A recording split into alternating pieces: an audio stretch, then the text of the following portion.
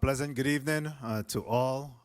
The Committee of the Whole of September 21st, 2023 is hereby called to order. I'm Senator Novell E. Francis Jr., Senate President, and today I'll be serving as the chair of this Committee of the Whole hearing. Good afternoon to all present, listening, and viewing.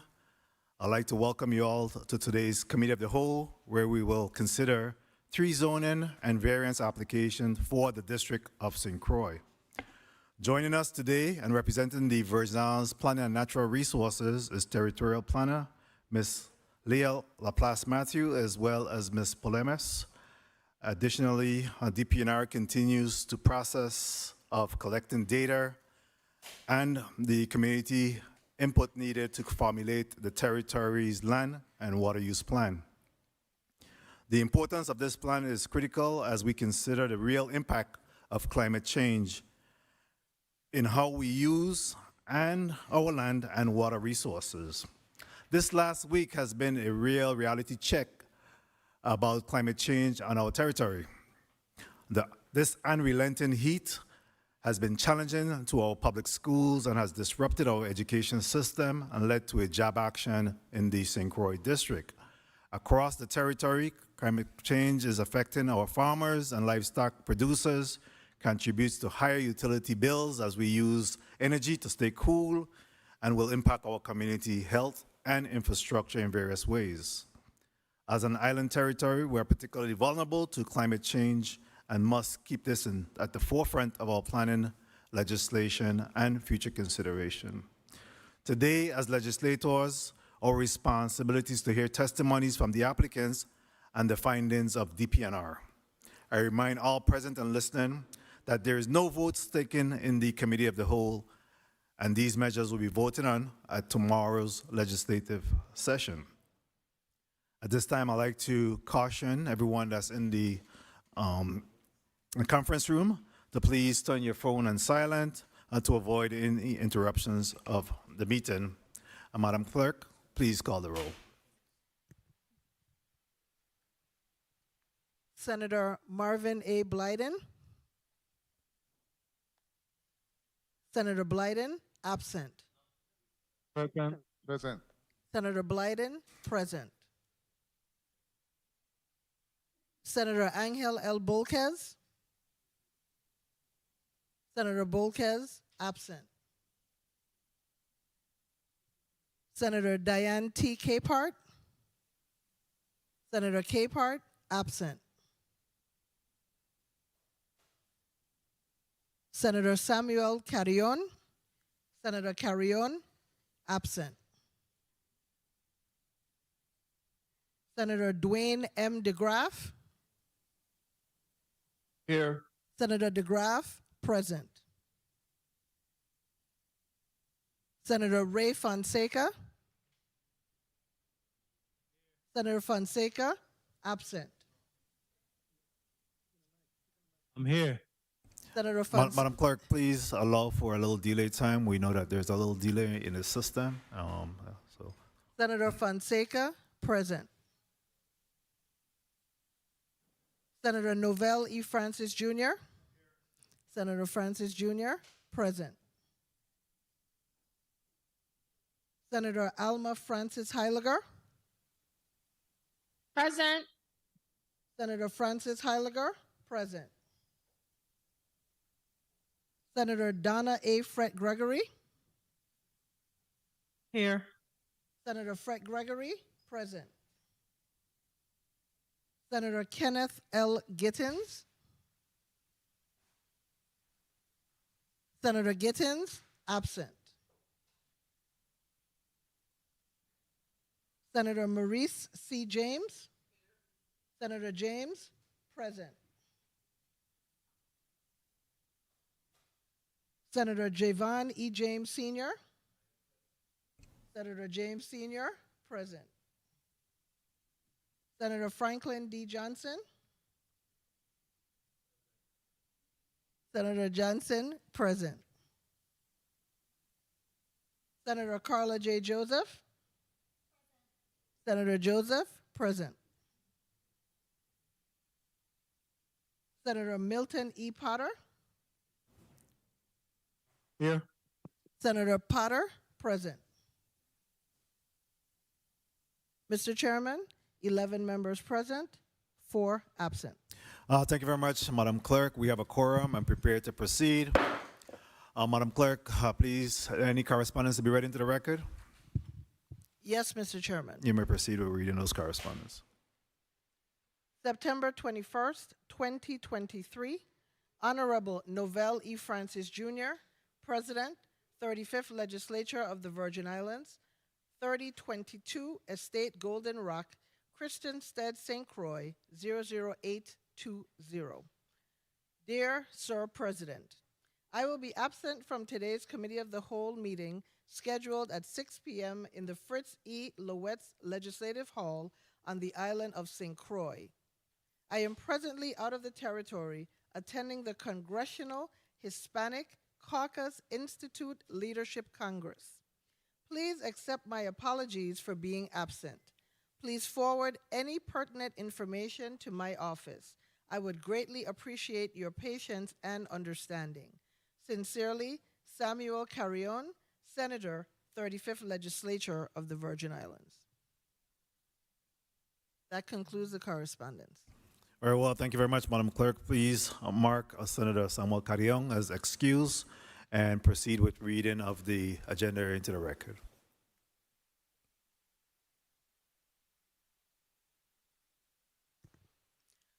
The 35th Legislature will convene in a Committee of the Whole hearing to receive testimony on the following zoning requests.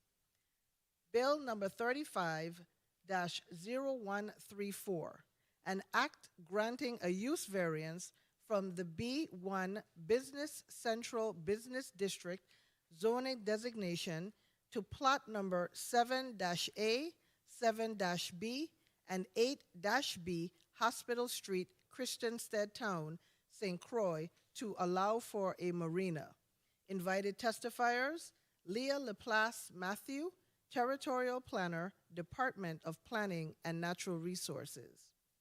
Clarence Brown, Representative, Z Property VI, LLC.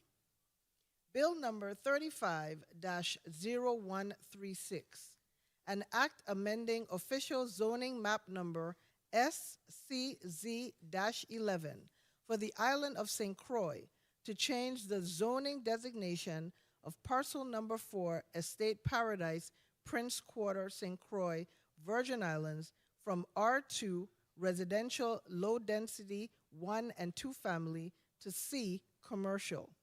Invited testifiers, Leah Laplace Matthew, Territorial Planner, Department of Planning and Natural Resources. Alan G. Chitoli, applicant. Bill number 35-0138, an act granting a zoning use variance for plot numbers 19 and 20 Prince Street, Frederiksted Town, St. Croix, Virgin Islands, to allow for a building contractor's office, shops, and yards. Invited testifiers, Leah Laplace Matthew, Territorial Planner, Department of Planning and Natural Resources. Donald A. Stevens, Representative, Cat 5 Builders, LLC. Thank you very much, Madam Clerk, for reading of today's official agenda into the record of the Committee of the Whole. At this time, we'll go to the testifiers, just for you to be able to identify yourself, and then we'll proceed with the testimony. And we'll begin with you, sir, on my right. Just give your name. Just give your name. Name is Steven Chitoli. Get a little bit closer to the mic. My name is Steven Chitoli. Thank you. Alan, Mr. Cho. Alan G. Chitoli. Thank you. Well, Polimis, planning technician with the Department of Planning and Natural Resources. Welcome. Good evening, Leah Laplace Matthew, Territorial Planner with the Department of Planning and Natural Resources. Clarence Brown, Architect, Design District Architects. Donald Stevens, Cat 5 Builders. Thank you very much. At this time, Ms. Matthew, we'll begin with the first request, which is Bill number 35-0134, and act granting a use variance from the B1 Business Central Business District zoning designation plat number 7A, 7B, and 8B Hospital Street, Christiansted Town, St. Croix, to allow for a marina. Good evening again, Senate President Francis, members of the 35th Legislature, the viewing and listening people of the Virgin Islands. My name is Leah Laplace Matthew, Territorial Planner with Department of Planning and Natural Resources, and I'm here on behalf of Commissioner Oriol. The first application, I'll have that report read by Planning Technician Jules Polimis. Ms. Polimas. Report on petition to amend official zoning map number SCZ-19. Application number ZAC-23-5. Petition of Z Property VI LLC to amend the official zoning map number SCZ-19 from R4 residential medium density to R3 residential medium density for plot numbers 7A, 7B, and 8B Hospital Street, Christiansted Town, St. Croix. Owner and applicant, Z Property VI LLC as per warranty deed dated May 20th, 2020, document number 202-000-1391. Acreage. The properties consist of 0.882 acres collectively and shown on survey drawing number 5190. Current use. Property not in use, however, a building permit was granted for renovation of the existing structure on plot number 7A with the intended use of that structure being a gym and a fitness center. Proposed use. To redevelop former hotel, restaurant, and marina. Surrounding uses and zones.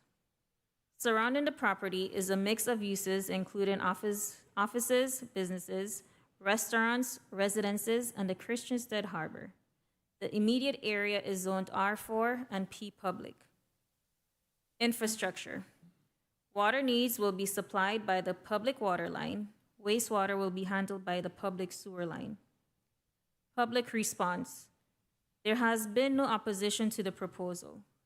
During DPNR's public hearing held June 26, 2023, 3 adjacent property owners expressed their support for the proposed redevelopment project. Analysis. Mr. Clarence Brown testified on behalf of the applicant during the department's public hearing. He stated the site is the former Outrigger Hotel, restaurant, bar, and yacht club, which was destroyed by fire in the mid-70s to early 80s. The intent of the rezoning is to return the property to its previous use as a hotel, restaurant, bar, and marina. The property has a 3-story historical building undergoing repairs. Zoning certification and Historic Preservation Committee approval was granted for the rehabilitation and use of that building for a gym and fitness center. The property's historical non-residential use was allowed under the grandfather or non-conforming status.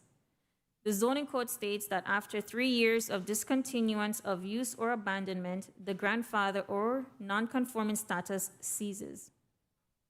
The site is located along the northeastern edge of town near the Gallows Bay Marina.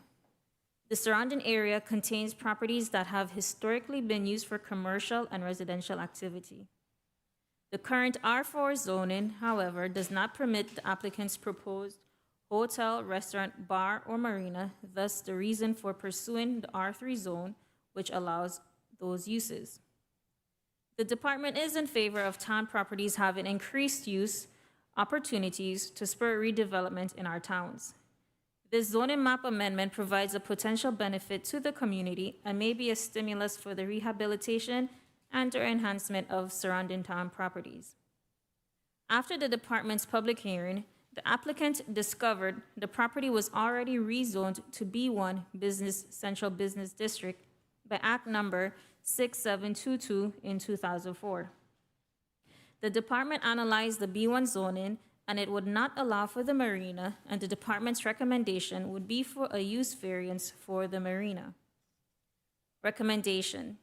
The Department of Planning and Natural Resources recommends that a use variance be granted to the B1 Central Business District zoned plot numbers 7A and plot number 7B and 8B, Hospital Street, Christiansted Town, St. Croix, to allow for marina. Signed by Commissioner Jean-Pierre Oriol, dated August 19th, 2023. Thank you very much, Ms. Polemis. At this time, Mr. Clarence Brown, you're recognized for your testimony. Good afternoon, everyone. Clarence Brown, Design District Architects. Good afternoon, Senate President Novel Francis and members of the legislature. I'll just read into record the letter that I sent to the Senate President.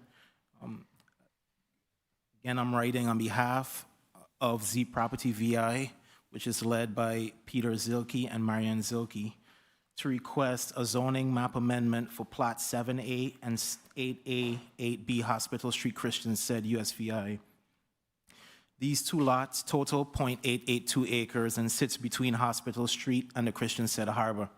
This lot is currently zoned B1 and is a former site of the Outrigger Hotel, Restaurant, and Yacht Club, which was destroyed by fire around 1980. Located in the historic downtown, this lot is surrounded by a mix of uses, including restaurants, professional offices, residences, government offices, and a boat repair shop, to name a few.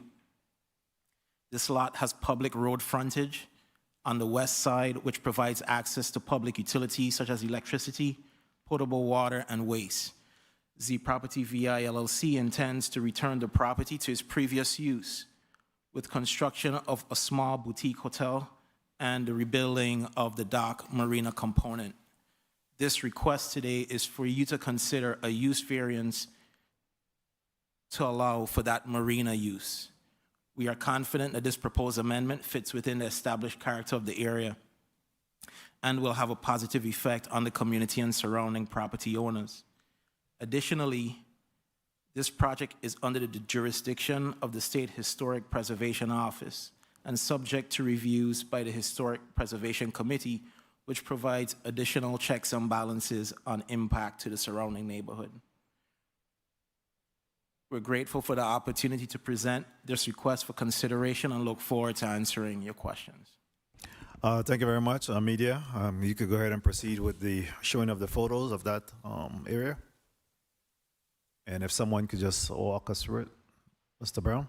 Yeah, so this is at the Hospital Street side. This is the existing historic building that is currently being restored.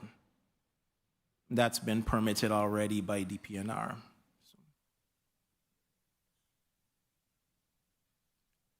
Same site. So this is behind that historic building in the middle of that block, where the contractors are storing the historic bricks that they took off of the building.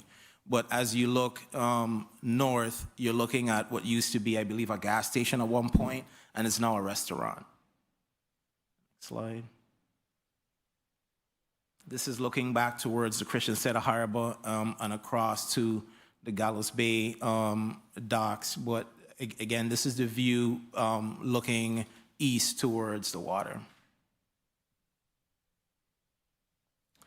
Now, this is, if you're standing closer to the water side of the property, looking back towards Hospital Street, this is the rear of that historic building that's being restored.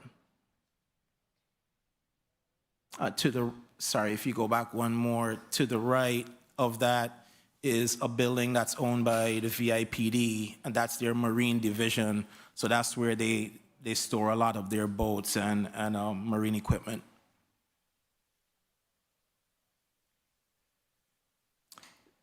This, again, is from the water side, looking west, kind of focusing on that lot just next door, which is currently being used as a restaurant.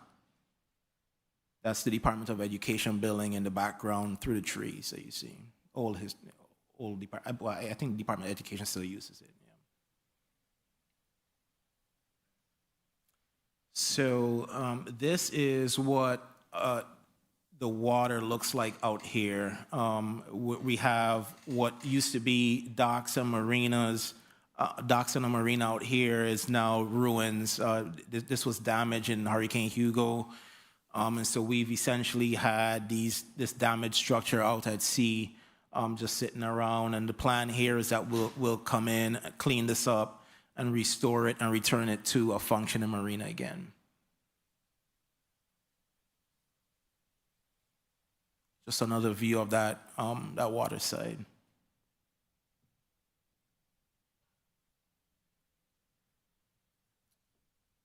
This is a proposed plan that is laid out for the future development, and it just shows the hotel component that will be built in white, which is allowed in B1. So that's not really the request today. The request really is that this lot, the B1 zoning designation does not allow for that marina component and the docks, and so our request today is that we would have the right to rebuild that marina and return that use to the property. The extent and the configuration of that marina is still to be determined. We have to do surveys, and we have to go through the Army Corps of Engineers and CZM, and I think that will start to take shape. But this is just an illustration of one potential outcome. Thank you. Thank you very much, Mr. Clarence Brown. So we'll proceed on to the next request. Ms. Leah Laplace Matthew, you recognize for your next presentation, which is bill number 35-0136, an act amending official zoning map SCZ-11 for the island of St. Croix to change the zoning designation of parcel number 4, Estate Paradise, Prince Quarter, St. Croix, Virgin Islands, from R2, residential low density 1 and 2 family, to C, commercial. Good evening again. Report on petition to amend official zoning map number SCZ-11. Application number ZAC-23-6. Petition of Alan G. Chitoli to amend the official zoning map number SCZ-11 from R2, residential low density, 1 and 2 family, to C, commercial, for parcel number 4, Estate Paradise, Prince Quarter, St. Croix. Owner applicant, Alan G. Chitoli, as per warranty deed, dated August 14, 2017, document number 2017-003361. Acreage. The property consists of 12.62 acres, as shown on survey drawing number D9-6338-C013. Current use. Property in use for the storage of used equipment, trucks, and scrap metal. Proposed use. To bring property into compliance and expansion of the storage use. Surrounding uses and zones. Surrounding the property is a mix of uses, including the Melvin Evans Highway, residences, the Henry E. Rolton Airport, William D. Roebuck Industrial Park, and a church. The immediate area is zoned R2, R3, residential medium density, B3, business scattered, B4, business residential areas, C, commercial, and P, public. Infrastructure. Water needs will be supplied by cistern. Wastewater will be handled by the public sewer line. Public response. There has been no opposition to the proposed rezoning. No one spoke in support of, questioned, or commented on the petition at DPNR's public hearing held Friday, July 21, 2023. Analysis. Mr. Alan Chitoli testified during the department's public hearing that the site is used by his current business operations to store used equipment, trucks, and scrap metal. The intent of the rezoning is to bring the site into zoning compliance, aiding in his current operations expansion. The site is located south of the Melvin Evans Highway along the northern boundary of the Henry E. Rolton Airport. The site is less than half a mile west of the William D. Roebuck Industrial Park, which allows warehousing, storage, and light industrial uses. It is also within 150 feet of Plot 2-D Estate Paradise, which was rezoned to C Commercial by Act 6192 in 1997. The R2 zoning is no longer appropriate for the property as it is not in a location conducive for residential development due to proximity to the airport. Also, no comments were registered by Virgin Islands Port Authority when contacted regarding the proposal for commercial zoning and uses. The requested C commercial zoning was intended for light industrial and manufacturing uses to be located away from the central business districts that cater to pedestrians and tourists and does not permit residential use. It permits over 200 uses, some recognized as potential detriments to dominantly residential neighborhoods. The department recognizes the C commercial zoning will keep the property in conformity with the zoning and light industrial character already found in this area south of the highway. Recommendation: the Department of Planning and Natural Resources recommends that official zoning map number SCZ-11 be amended from R2, residential low density 1 and 2 family, to C commercial for parcel number 4, Estate Paradise, Prince Quarter, St. Croix. Signed by Commissioner Jean-Pierre Oriol, dated August 18, 2023. That concludes the report. Thank you very much, Ms. Laplace Matthew. Next, we'll go to Mr. Chitoli for your testimony. Just give your name again on your record before you speak.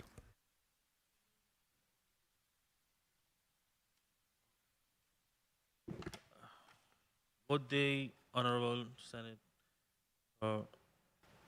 President Noel Francis and the members of the legislature. Well, I'm the son. I, Alan G. Chitoli, started my business in 1986 as Chitoli Trucking Service. Over the years, our business has grown substantially. As of September 20th, 2023, we have 25 full-time employees. We have 2 properties that we do business on: 2 and 4 Cassava Garden, Christian Shed, Virgin Islands 00820, and plot 10 and 10A Esther Pearl, Christian Shed, Virgin Islands 00820. Both property are zone industrial. Our business has expanded from trucking, equipment, rental, and fuel to include concrete supply. Plot number 4 Paradise is presently being used to hold our used equipment and scrap metal. It has been a property used to support the day-to-day operation of the other business. To the south of south of us is the airport. To the north of the Mervyn Evans Highway. To the east below is the industrial park. To the west is the Old Yellow Cedar housing development. Northwest of our property is a church. Our request is to change the property from residential to commercial. We plan to relocate one of our companies there, which M&T.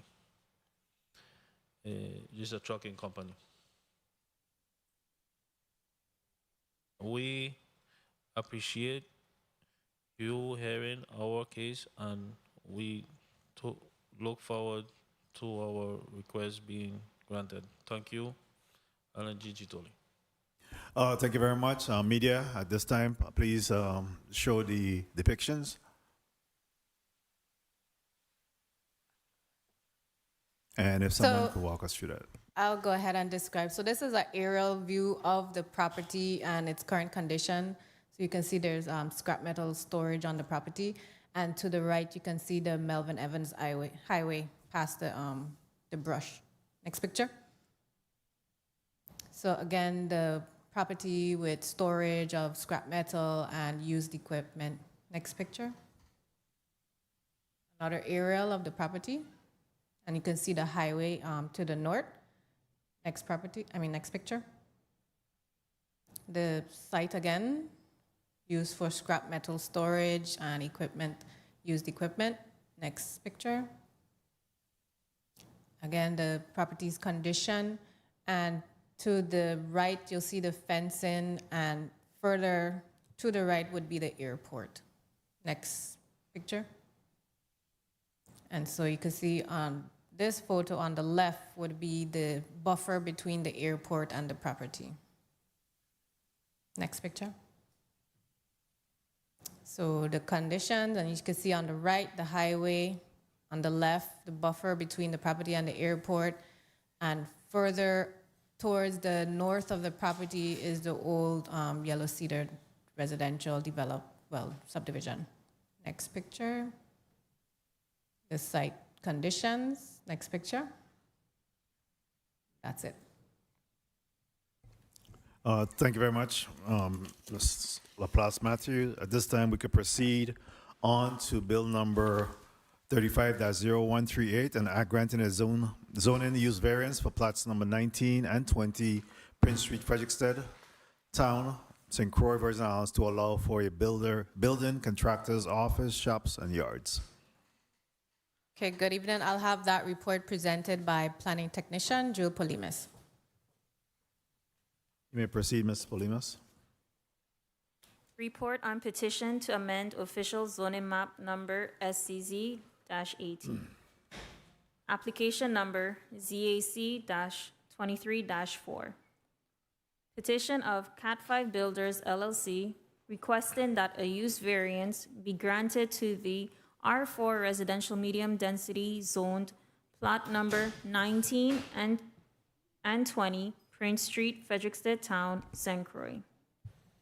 Owner and applicant. Evolve Warehouse LLC as per warranty deed dated June 8th, 2017, document number 2017-002-611. Cat 5 Builders LLC has entered into a lease agreement for use of the property. Acreage. The property consists of 9,625 square feet as described on Measure Brief Folio number 229. Current use. Property in use as Cat 5's office and under lease agreement. Proposed use. To allow applicant to operate a building contractor's office, shops and yards, general contractor services. Surrounding uses and zones. Surrounding the property is a mix of empty lots, and uses included long and short-term rentals and former retail and storage buildings. The immediate area is zoned R4 and B3 business scattered. Infrastructure. Water needs are supplied by a cistern, and in the future, the public water line. Wastewater will be handled by the public sewer line. Public response. There has been no opposition to the proposal. One letter of support was submitted prior to DPNR's public hearing held May 23, 2023. During DPNR's public hearing, an adjacent property owner expressed their support and a second expressed concern with their property being used for parking. Analysis. Mr. Donald Stevens, managing member and co-founder of Cat 5 Builders LLC, testified during the department's public hearing that the intent is to allow use of the property for his construction company's office. The property has a two-story warehouse-style building which was last used for a retail shop around 2016-2017. The property has historically been used for non-residential uses and had grandfather or non-conforming status. The zoning code states that after 3 years of discontinuance of use or abandonment, the grandfather or non-conforming status ceases. The property's current R4 zoning would have allowed for a home-based office under the home occupation category in the R4 table of permitted uses. The home occupation use could have allowed for office use, internet retail sales, and storage of the applicant's equipment. The applicant, however, does not live on the site and permission cannot be granted. The applicant's construction operation is a low-tech, compact manufacturing process that operates in a mobile fashion by producing building components at a construction site on a portable trailer. Steel and magnesium oxide boards go through a cold roll forming process like how gutters are roll formed for housing. The highly weather-resistant and cost-effective building system occurs under an environmentally friendly building process involving no heat, hazardous chemicals, or volatile organic compounds. The applicant's request was analyzed based on the surrounding zoning and area's character, as well as the compatibility of their intended use of office and retail shop. The department sees the merits of the applicant's request for an office and retail shop in our downtown area. The proposed use would not be out of character with the surrounding area's zoning and character. It must be noted that the applicant intends to use the property as a startup point and, with company growth, move to an appropriate site for a large-scale manufacturing facility. It must also be noted that the property owner intends to convert the property's use once the lease agreement with Cat 5 ends. Recommendation. The Department of Planning and Natural Resources recommends that a use variance be granted to the R4 residential medium density zone plot numbers 19 and 20 Prince Street, Frederiksted Town, St. Croix, to allow for building contractor's office, shops and yards, general contractor services, with the condition that construction manufacturing of building components are to occur at construction sites. Signed by Commissioner Jean-Pierre Oriol, dated July 5th, 2023. Thank you very much, Ms. Polemis. At this time, Mr. Stevens, you're recognized for your testimony. Good evening, Senate President and members of the legislature. Thank you for this opportunity to speak before you this evening. I'd like to edit my remarks a little bit because they're a little bit lengthy, but my full remarks have been submitted for the record. Just like to talk a little bit about my background and the company and the partners and why we're here in St. Croix, how I became a resident of St. Croix and decided on starting a business. So my name is Donald Stevens. I'm the managing member, co-founder of Cat 5 Builders, or Cat 5 for short. Cat 5 is a limited liability company founded in St. Croix in 2021 by my wife, Andrea, and I. The company was established to conduct 4 primary tasks. First task is to manufacture and to supply a highly weather-resistant and cost-effective building system within the territory, and eventually as an export product throughout the Caribbean. Assist in training, then number 2, assist in training of the local workforce in partnership and or in support of the St. Croix Career Technical Education Center, also known as CTEC. 3, not only be a job creator, but also assist in the placement of other CTEC graduates from other trades that are desperately needed in the U.S. Virgin Island construction industry. 4, be a conduit for economic growth and a pillar of support for our community. At this time, I'd just like to introduce my wife, Andrea, who's joined me this evening. My son, Chase, who's a resident, could not be here. He had held up on a job site earlier today. So Andrea and I first came here on vacation in January 2015, approximately 8 years ago. We immediately fell in love with the island, the charm that St. Croix has. After seeing how the market builds and its houses and buildings, we instantly knew that there was an opportunity if it ever opened up for us. When COVID broke out, my primary business, which was basically doing the same thing back in the States, was pretty much destroyed. At that time, my wife and I started talking about the idea of possibly going back to St. Croix and seeing if there was an opportunity there. Had some phone calls with some friends that own businesses down here, happened to know them, and we decided to make an exploratory trip. During that trip, we met with a couple of realtors and a couple of builders. We did a presentation, we showed them our technology, and they asked us, could you start tomorrow? When can you be here? We need housing, we need this, we need everything's so expensive and out of control.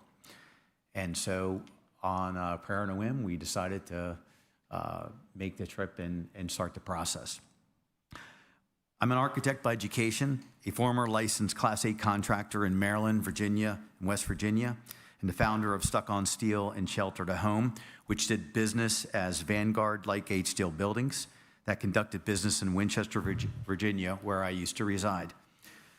My company specializes in manufacturing highly disaster-resistant, low-cost building systems for both residential and commercial projects. I've done this in Sri Lanka. I spent 4 years in Haiti building before and after the earthquake in January 12, 2010, Mexico, as well as manufactured building components for most of the major hotel chains, including Hilton, Marriott, Hyatt, Choice, just to name a few, and a variety of buildings of up to 8 stories in height. My son and my third partner, Chase Stevens, graduated in 2021 from the Virginia Commonwealth University with a Bachelor of Science in Mechanical Engineering. Chase joined the company full-time in January as a project and component design engineer. And Chase has been working with me off and on since he was a little kid. My wife, Andrea, graduated with a degree of finance from the American University in Washington, D.C. She has over 29 years of experience in the finance industry. Andrea will be relocating to St. Croix to join the company full-time once our youngest daughter gets a little bit more established. She just started at Virginia Tech in interior design. Let me share some important milestones with you showing our commitment to date. May 14th, 2021, Lieutenant Governor Roach authorized our new business, Cat 5 Builders. July 2022, more than $500,000 worth of specialty manufacturing equipment and technology was shipped from my former business in Virginia and delivered to 416 Prince Street, property in question. It was staged there while we worked to acquire licenses and approvals. On February 23rd, I became a permanent resident in St. Croix. On March 23rd, 2023, my application for this use variance was filed. On July 5th, we received the approval from Commissioner Jean-Pierre Oriol. The company has several large projects coming in that require Cat 5 to hire and train more workers. One of the projects includes rebuilding of the old H&H tire facility that burnt down about 7 years ago.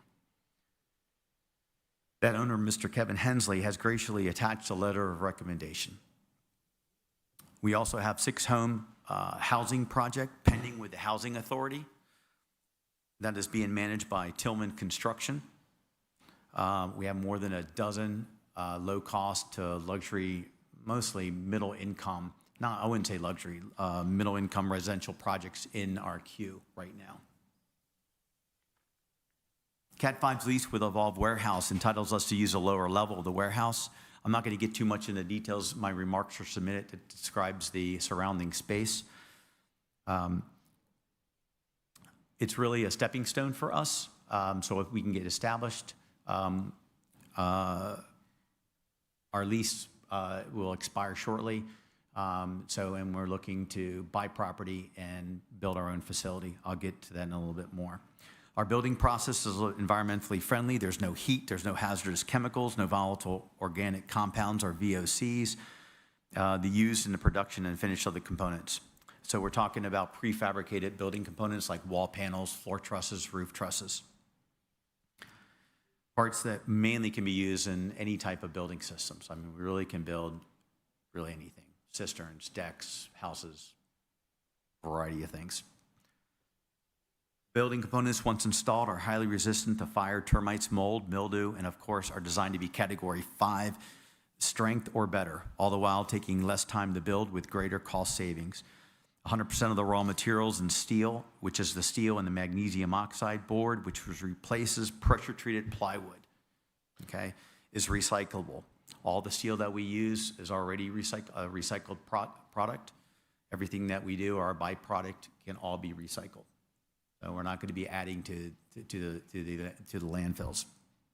Cat 5 is already a good steward of the community, as we are also working to support the Caribbean Center for Boys and Girls of the Virgin Islands, Real Cruising Cats, and Rough Starts. Once operational, we tend to give back to the community that will be supporting us as we grow. In December 2021, Cat 5 developing a job training program in partnership with CTEC. That program is on hold because of this use variance.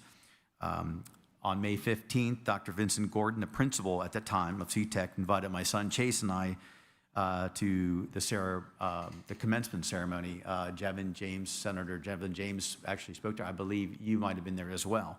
And it was really nice that Dr. Vincent acknowledged us, and we stood up. And as a result of that, we hired one of the CTEC graduates out of Millwright.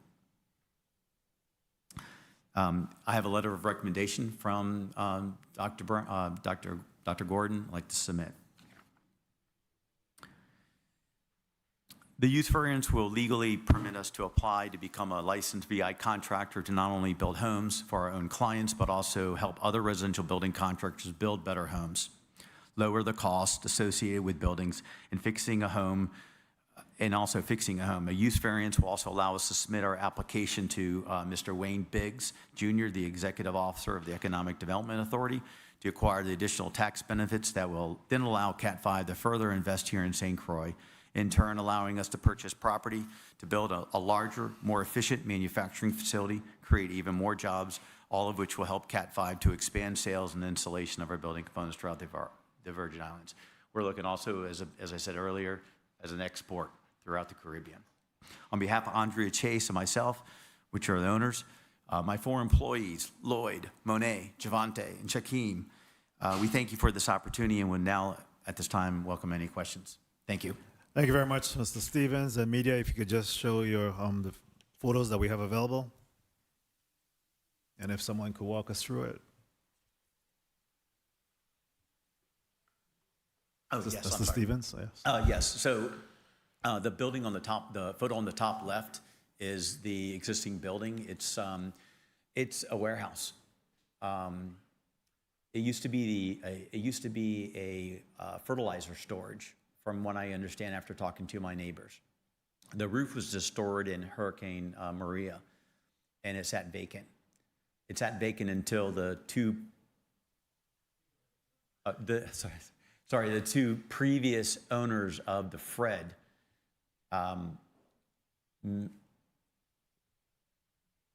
continue? Okay.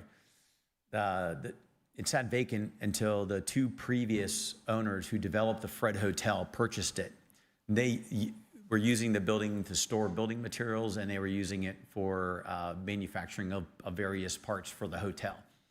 Next door to it, on the left-hand side, if you're facing, is the laundry facility for the Fred. You can see that in the second photo on the top right. Middle left is towards the right. It's there's a well there, 2 vacant lots, kind of where that camper is parked there.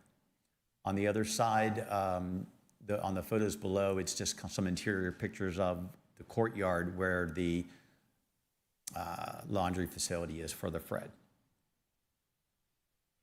This is the building inside. It's got 12-foot ceilings. The building was pretty much gutted. They repaired the roof on the electrical. There's 3-phase coming into the building right now, which is used to power the laundry facility next door. Conditions of the bathrooms. We've made about $30,000 worth of improvements to the building, just trying to get the bathrooms up, the electricity updated, things like that. This is top photo is looking down the street towards, let's see, this would be south, I believe. There's the yellow building on the right across the street used to be the old meat market, from my understanding. It used to be a little Caribbean market. There's a realtor in town, Diane Brooks. She owns the building, and she is using the building kind of as a carpentry school.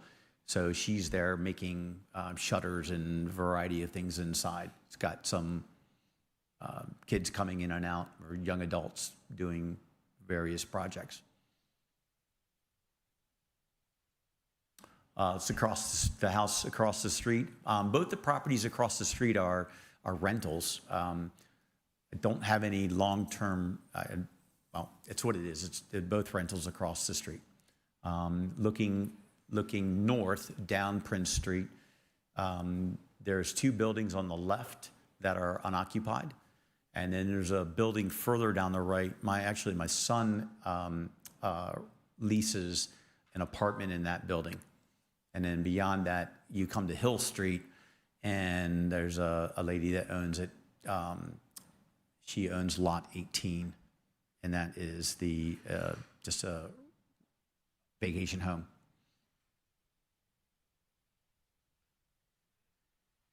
So the picture on the top is just kind of if you walked outside our building and just looked to the right. So you can kind of see the building in the background on below, and the courtyard to the laundry, which is plot number 19. And then the apartment building is a 2-story apartment building. As I said, my son Jace occupies the lower apartment. Excuse me.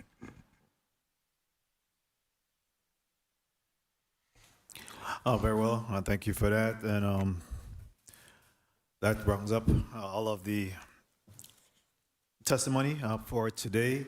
And Madam Clerk, if you could just record Senator Diane T. Caput as being present. Colleagues, there you have it. No apparent controversy in these measures before us, and we have favorable recommendation by DPNR. So at this time, what I'll do is open up for a 3-minute round.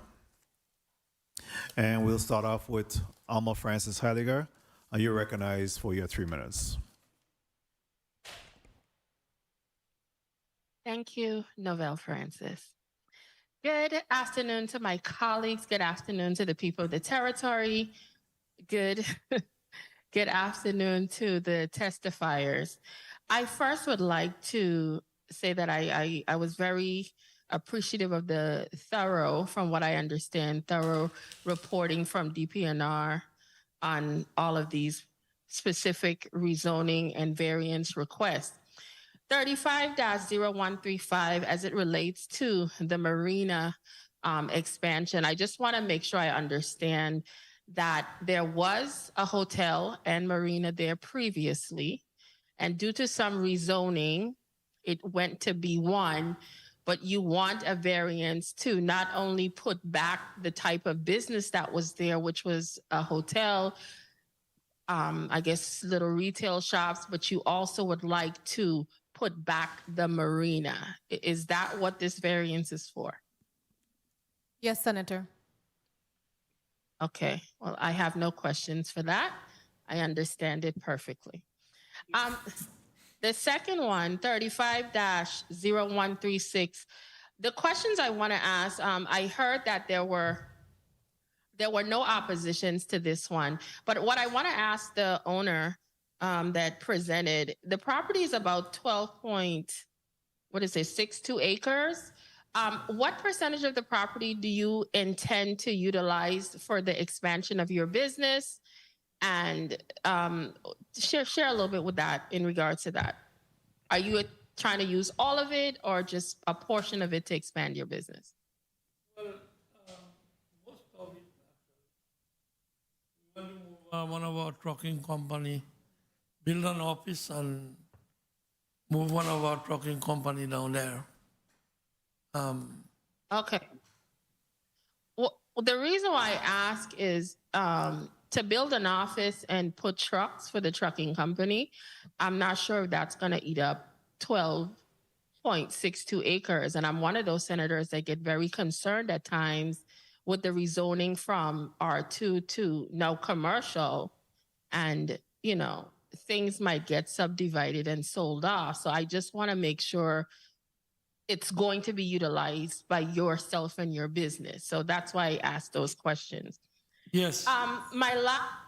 Okay, thank you so much. My last has to do with 35-0138. My question with this specific business, how long does it take to build one of these type business buildings, homes, etc. on average based on square footage? Could you just give me an idea of, say, like a 2,000 square foot home?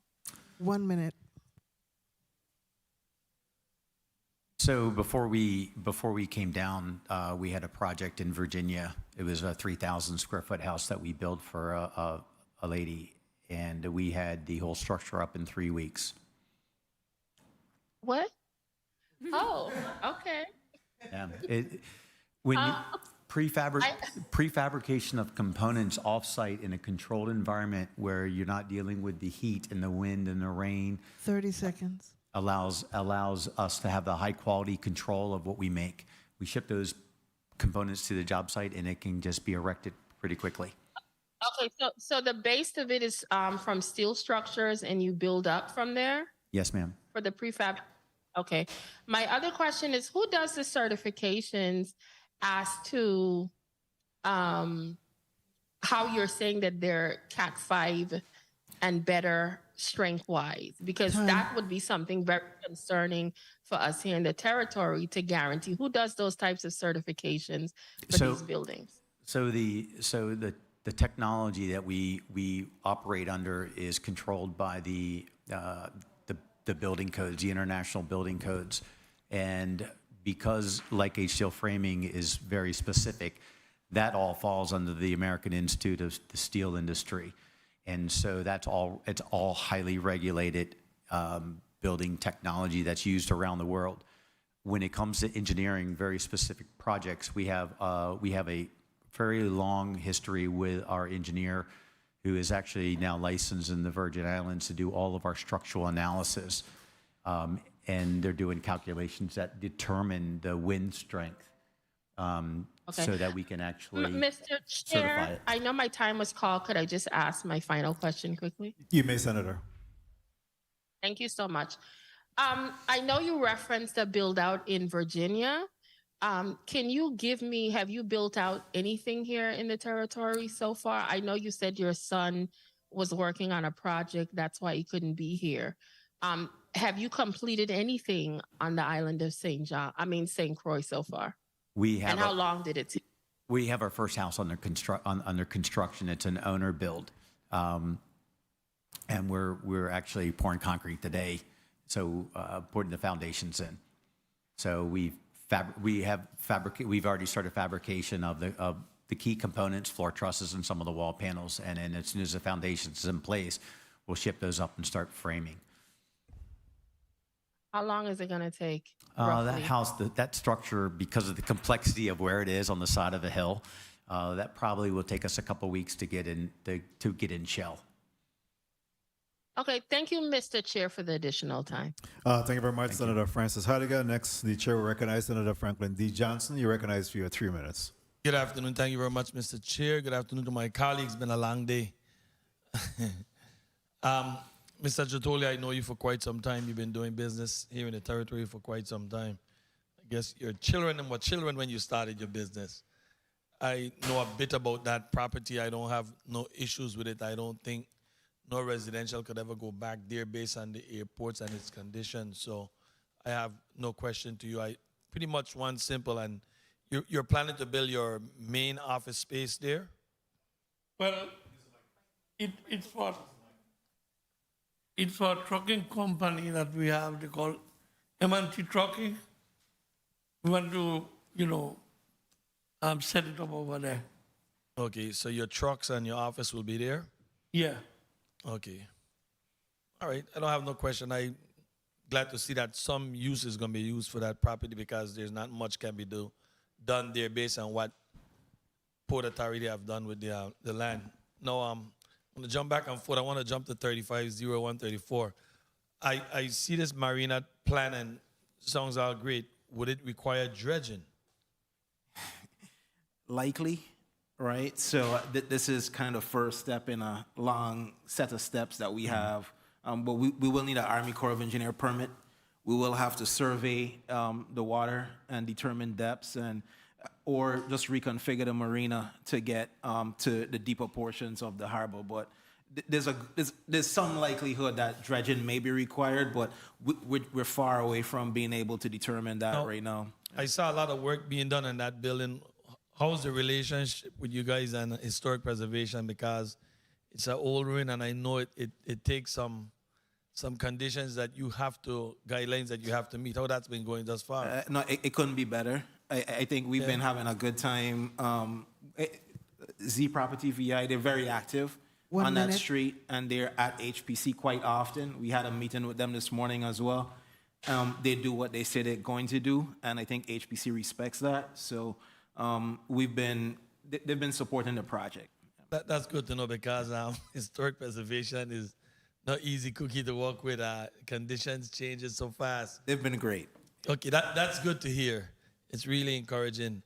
And then we go to the last one here. I'm impressed with what you're saying, and I would have liked that you would have brought some 30 seconds. clips or design of what you have done thus far.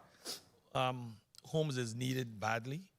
We continue hearing this conversation about capacity, but without living quarters, capacity will never be met, because people have to have a place to stay and live. So I it's breathtaking hearing that. I want to understand, in that structure, in that big building that you're going to use, you're going to actually be putting a lot of the parts of your puzzle together inside that Time. facility there. Yes, sir.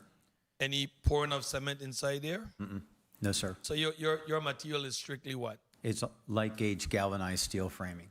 And it's light gauge galvanized steel frame. It's thin metals, primarily how commercial buildings are being built in the States today, hotels and stuff, using its steel framing. Is that Chair? So you have done any on the island thus far? No, sir. We're getting there.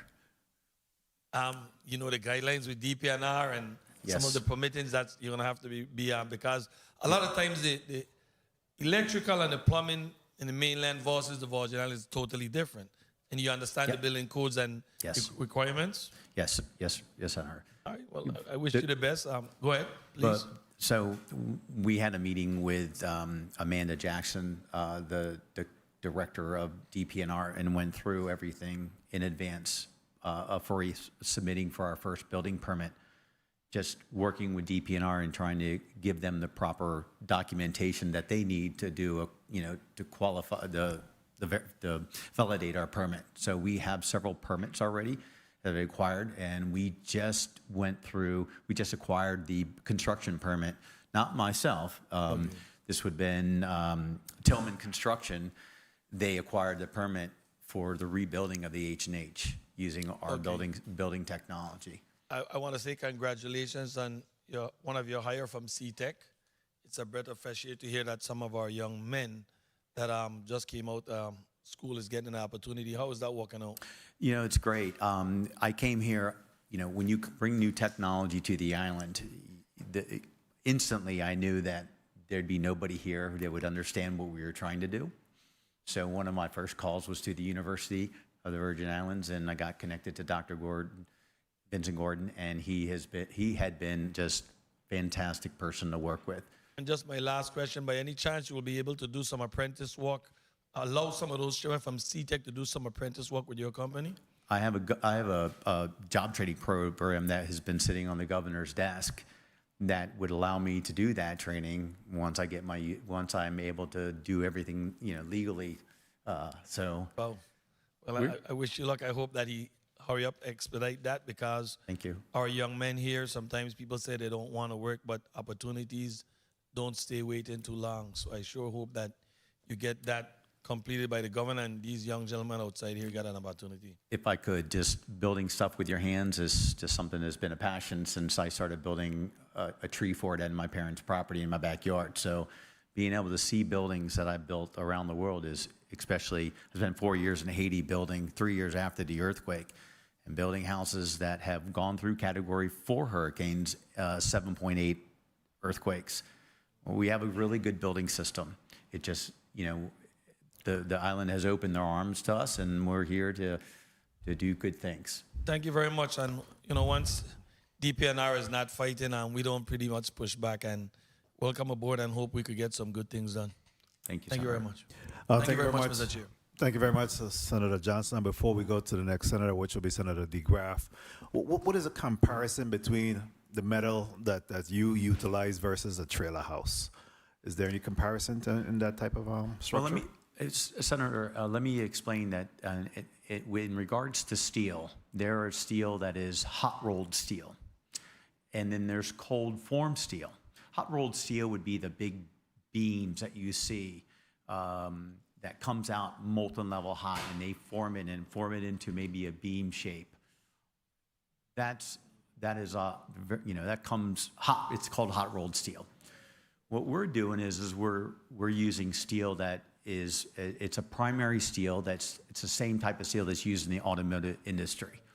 However, it's formed during a cold roll forming process. So we use these coils of steel that go through a machine that, quietly, you almost can't even hear it running. It folds the materials in the shape of a stud and then pre-cuts and marks and does everything. So when the parts and pieces come out of this machine, all you need to do is put it together. Imagine, buying some IKEA furniture, a box, and being able to just open up the box and putting it all together. And that's sort of what our machine does. It makes all the parts, and so it's very low tech. Still requires some skill sets, and we provide all that training. But we're talking about thin metals, okay, not heavy, thick metals. So, you see when you start building buildings like in New York City or something, multi-big, that's all big hot rolled steel, reinforced concrete. We can build up to 8 stories in the States with cold formed steel. So, and the machinery that I have here in Frederickstead now could actually build an 8-story hotel down here, but it would not be compliant to the wind loads. So, I've got a lot of detailed information on our website, and I'd be glad to follow up and share additional information with you. Very well, thank you. Senator DeGraff, you're recognized for your 3 minutes. Thank you, Mr. Chair. Good evening, colleagues. Good evening, testifiers, all of you listening and present. Bill 35-0134. Ms. Laplace, I have B1 is the same as R4? No, Senator. So the department, as well as the applicant, when the application was made, was not aware that the property had already been rezoned. Someone informed the applicant after we held our public hearing. So this B1, it came to our attention after the fact. So then Bill 35-0134 won't be valid then? It is necessary for the marina. So it's necessary to allow for the use variance of the marina. Okay, so B1 Business Central District is what you are rezoning the property for? The property is Not already R4. zoned B1. The B1 does not allow marina, so they're requesting a use variance to allow the marina. Right, I got that, in B1. Correct. So it'll be Oh, so B1 then with a use variance for marina. If I may. Okay, so the application has on R4 to R3 for the same plot and everything. Then is that also accurate? Because confusing, the bill says one thing and then what you're presenting here says something different. So I'm trying to see the nexus so it doesn't inconvenience the individual going forward. So if you're presenting one thing and then you're showing me a B1, it gives me pause where I might say, hey, I may not support this bill because of this error. Then who suffers? The individual who will bring in and I support the individual. But you see the dilemma that If I may, Senator, Mr. Brown wanted, I'll hold your time. Mr. Brown wanted to explain something further. yeah, I just want to clarify that when this zoning request initially was submitted, the impression we had was that this was zoned as R4. So we were requesting a rezoning to R3 to allow for a hotel and a marina component. However, we discovered after this was submitted that the current zoning designation is B1. That B1 allows for the hotel, the restaurants, and everything else that we want to do, except it does not allow us to rebuild the marina component. So what we discussed with the Department of Planning and Natural Resources is that we would continue with this process and simply request the variance that would then allow us that final piece, which is to build a marina component. So we're not needing a rezoning for the hotel and for the hotel. We just need a variance for the marina component. Yeah, Mr. Brown, I get what you say. Like I say, you don't really have to sell me. I support you. But for the fact that 19 July 2023 is when DPNR presented and signed off on this, and they have R4. And here we are, September 21st, 2023, some months later, with a bill that says B1. So again, if they're going to do their assessment, the assessment should say what B1 and, you know, this Business Central and all of that should be in their assessment. Not they bring us an old assessment 30 and then we have a seconds. new bill. It complicates it. It doesn't match. Again, it's no reflection on you, Mr. Brown. I support your business. I support what you're trying to do. But I think right is right and wrong is wrong. We cannot have 35-10134 stating one thing separate from what DPNR is saying. And then DPNR is presenting. DPNR didn't even present B1 Business Central Business District. They presented R4 Time. to R2. So that's the problem I have. If it doesn't match up, then I can't support this bill because, again, it says something different. And what ends up happening is when you come out and you try to get your things done, then it puts you in a backlog and a delay and it causes problems for you. So I want to have that part done right. If you understand where I'm coming from, I by explaining it in the support of you. So, Mr. Chair, I think my time was called. But again, I think this needs to be straightened out before we move forward. And I support all of the three. But one written one way, DPNR presented R4 to R3. The bill says B1. I think that's a conflict. Thank you for the time, Mr. Chair. If I may clarify. Yeah, you may clarify. Okay. So, Senator, the original report was dated July 19th, and after it was submitted, that's when the discovery was made that the property was actually rezoned already to B1. So the department submitted an amended report dated August 19th. Mr. Chair, where is that report? We going off a report that was read 19 July 2023. That's what I have. I don't have the August 19th. Again, it should reflect with the bill. Yeah, the report, So again, Senator, the report that's in the file and uploaded is actually the, it's there, the August 19, 2023 report is there. No, I'm not saying it's not there. I'm just saying I don't have it. I didn't see it. I don't have it. But again, does it reflect the B1 is what you're saying, Mr. Chair? I don't know. Yes, it does. Okay, it didn't come to me. That's what I say. So No problem. if We'll, I'm wrong, make sure you get our apologize. amended copies, Senator. Not an issue. You got any questions for the other no, individual? I support all three. Very well. Thank you. Next, Senator be recognized. But first of all, let's recognize the presence of Senator Kenneth L. Gittins. Next will be Senator Javon E. James Sr. Recognized for your 3 minutes. Greetings to the people of the U.S. Virgin Islands. Thank you, Mr. Chair, for the time. Like the good former Senator Celestino White used to say, I don't just talk sense, I apply sense. And these three bills before us make sense. It doesn't take a rocket scientist to figure that out. But what I like about these zoning variances and rezoning is that we have no opposition. No opposition whatsoever. Many times we find ourselves in a rock and a hard place in the legislature when we have public responses and an opposition. So today is definitely a good day, and today speaks to economic development, which leads to my question. As far as the proposed use for Hospital Street, Christiansted Town, St. Croix for Z Property VI LLC. I see you have the proposed use to redevelop former hotel, restaurant, and marina. And as far as the timeline for this project, I'm assuming that you already have the finances and you're ready to roll out once this thing is passed. Anyone can speak to that? Yeah, so these projects are self-financed, and this client, typically when I get a permit from DPNR, I show up the next morning and he's working. So this is not a fishing expedition that we're on. This is a real project. Yeah.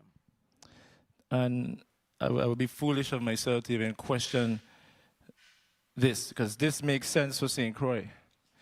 You know, many times I see negative news circulate all over the Virgin Islands, but we have to focus on the positivity.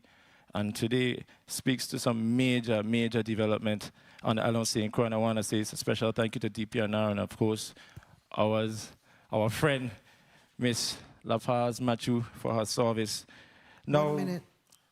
what I like about application number ZAC 23-6 to bring property into compliance and expansion of the storage use is that we're utilizing the South Shore of St. Croix and we're putting it to its intended use as far as truly being an industrial park.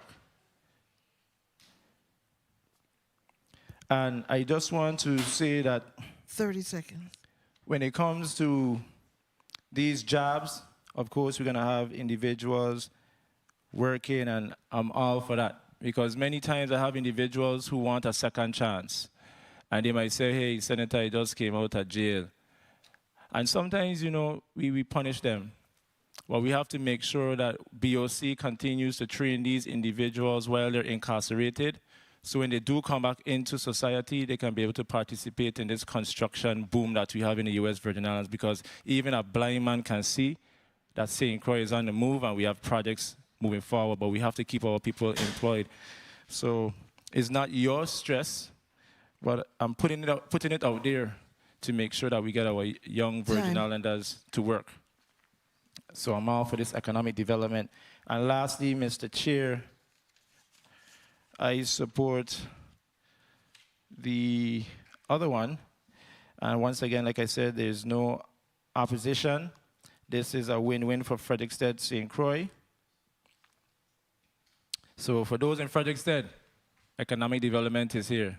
Thank you, Mr. Chair, for the time. God bless the U.S. Virgin Islands.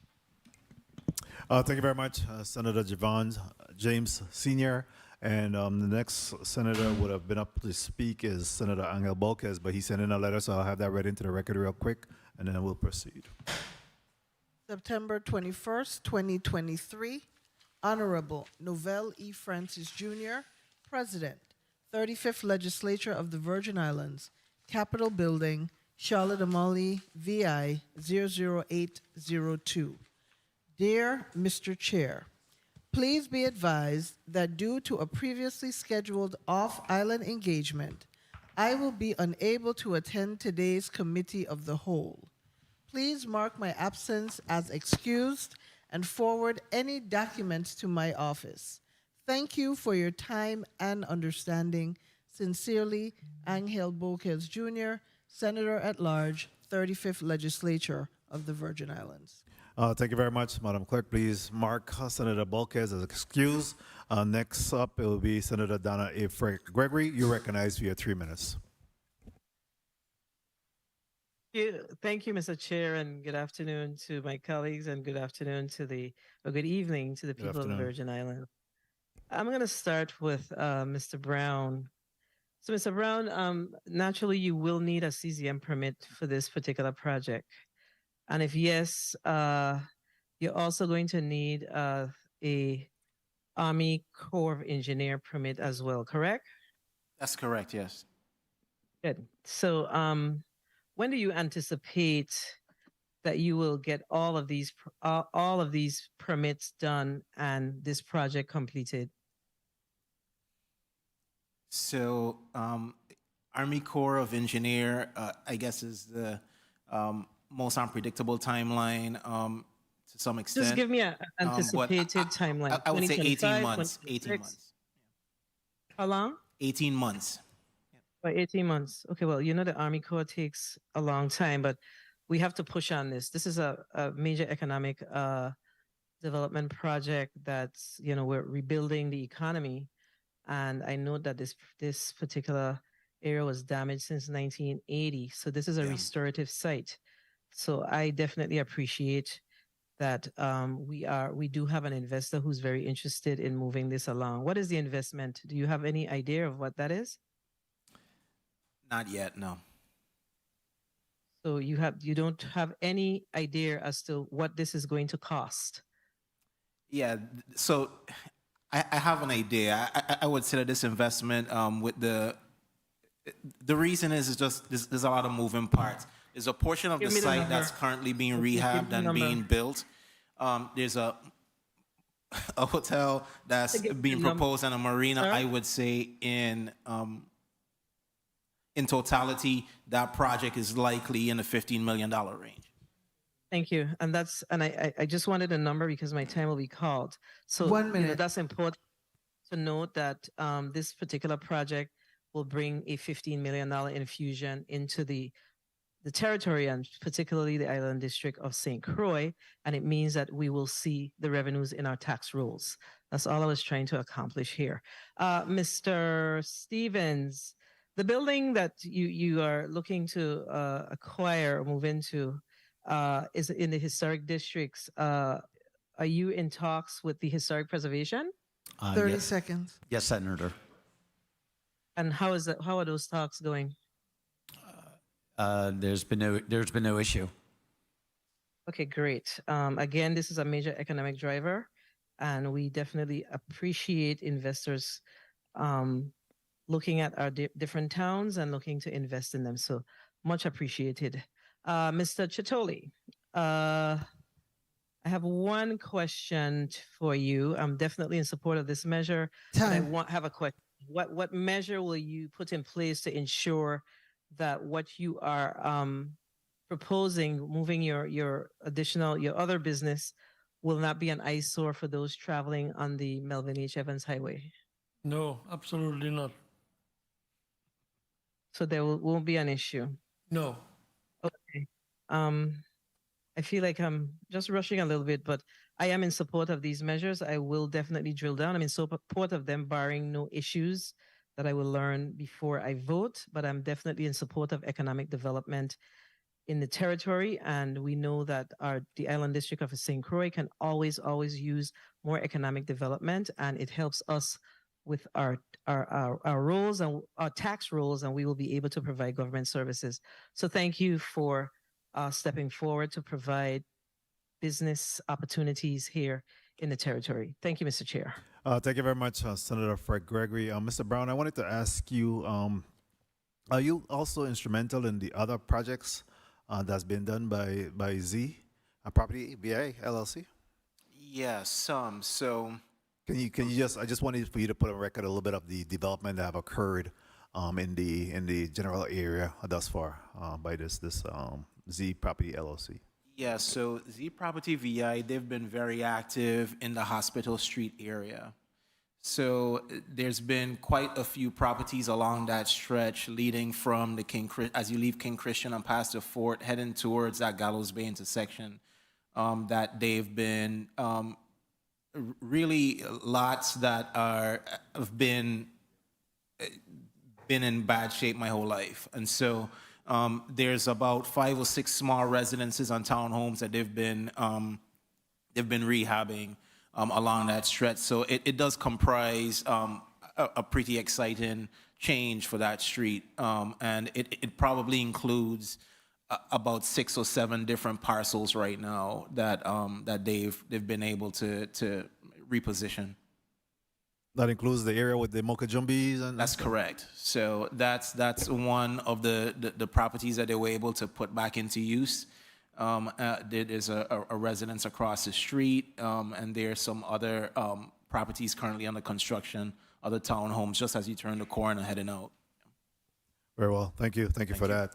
Senator Milton E. Potter, you recognize for your 3 minutes at this time. Thank you very much, Mr. Chair. Good evening, colleagues, and good evening to our presenters who are before us today. Most of the questions that I had were asked and answered, but in general, I am supportive of all three initiatives, rezoning initiatives that are before us. Today, it seems to be a very viable opportunity for us to enhance business development on the Big Island, which is always good. But I wanted to ask Ms. LaPlace, and I know the paperwork that you submitted really verified that the neighboring individuals and other stakeholders did not protest or did not object to any of the rezonings that were before us. I just wanted to ask you, just put it on the record, that just in the spirit of transparency, all potential neighbors, neighboring property owners, they had a full opportunity to understand the rezoning proposals, and they chose basically not to object. Correct, Senator. So right now what we do is we have the file electronic as well as the paper copies, so clients are able to review it prior to the hearing. They can attend the hearing, or they can also review after, as well as listen to the recording of the hearing and submit comments during the public comment period. Thank you, Mr. Plaus. Mr. Brown, how many hotel rooms, I don't know if you mentioned it earlier, how many hotel rooms are being proposed to be built? 48. 48, okay.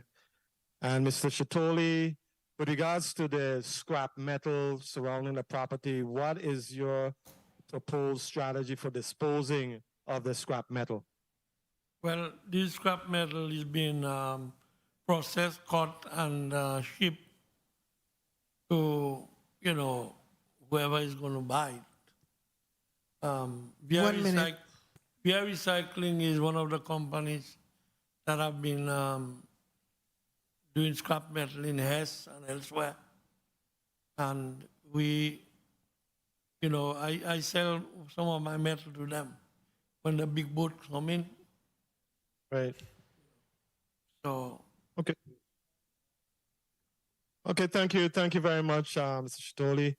I am supportive of all three rezonings, as I mentioned before, and at the appropriate time. 30 subject seconds. to unforeseen developments. You can count on my support on the rezonings. Thank you very much, Mr. Chair, for the time. Thank you very much, Senator Potter. Real quickly, before we go to the next senator, which would be Senator Maurice C. James, I wanted to ask you, Mr. Brown, I know that location that you spoke about, and even in your photo, you show where the Virgin Islands Police Marine Unit is at.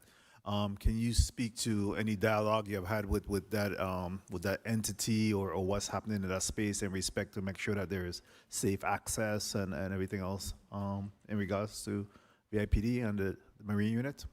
Yeah, so VIPD borders our lot that would be on the north side, on northern boundary. So they store everything there. We haven't had any issues with them. They're aware of the work that we're doing, and they've been very helpful, quite frankly, with neighbor type of issues. But nothing that we're proposing is going to impede any of their operations. They have their own equipment. I think that might need repair as well. But there's nothing that we're proposing, whether on the land or at sea, that will impede their water rights. Additionally, have you come across any discussion in respect to the expansion of the boardwalk, heading east? Have there been anything that your company had been involved in respect to that? Yeah, I think that's way above our pay grade. I've reviewed previous proposals for that boardwalk to discuss with different planners, and I think there's a certain amount of consensus that will be needed by various agencies to pull that off. It certainly fits right into what we're proposing here, and it would be helpful, and so we would support that. But there hasn't been any discussions as we get outside of our boundary. All right. Very well. Senator Maurice C. James, Esquire, you're recognized for your 3 minutes. Thank you, Mr. Chairman. Good evening, Virgin Islands. Good evening, testifiers. Good evening, everyone in the room. Good evening, colleagues over in St. Thomas. And first of all, my questions are a little different. Mr. Brown, I want to start with you. The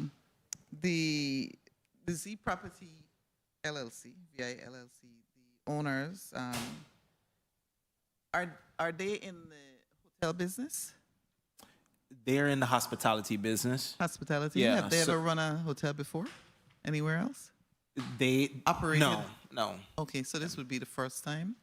Yeah, and an operation of the hotel is still something that's being discussed. So oftentimes developers would build properties and then Right. they'd have an Hand it over operator come to- in, hand it over to a hospitality expert. So, Yeah. I was thinking along that line. The bricks that I saw in the picture, are those bricks all going to be incorporated? Must they be incorporated in the entire rebuilding of the hotel, the property? Yeah, that's an excellent question. There's a ton of brick there, and they've been using it. If you go on Hospital Street, you see that brick. This morning, we got nudged by HPC to add brick in places we weren't planning to. So they're using the brick. The brick is beautiful. It's beautiful. Yeah, so it's being used. Yeah. Okay. And I'll also say it's a return on investment that's tough, right? It's very. I mean, someone is out there cleaning that brick by hand, and so they've been committed to it, and it's working so far. It looks good. Yeah. It looks beautiful. Yeah. And I was thinking too, the amount of work that goes into cleaning, they're spending quite a bit of money. I may come back to you, but I wanted to go to Mrs. Stevens and ask you, I'm on the housing committee, and one of the things here is there's a shortage of housing stock. And you said luxury, but then you went back to middle income property, and I was wondering, what do you consider middle income? If you were to build homes here, what would the price range be? 1 minute. That's a challenging question. I know.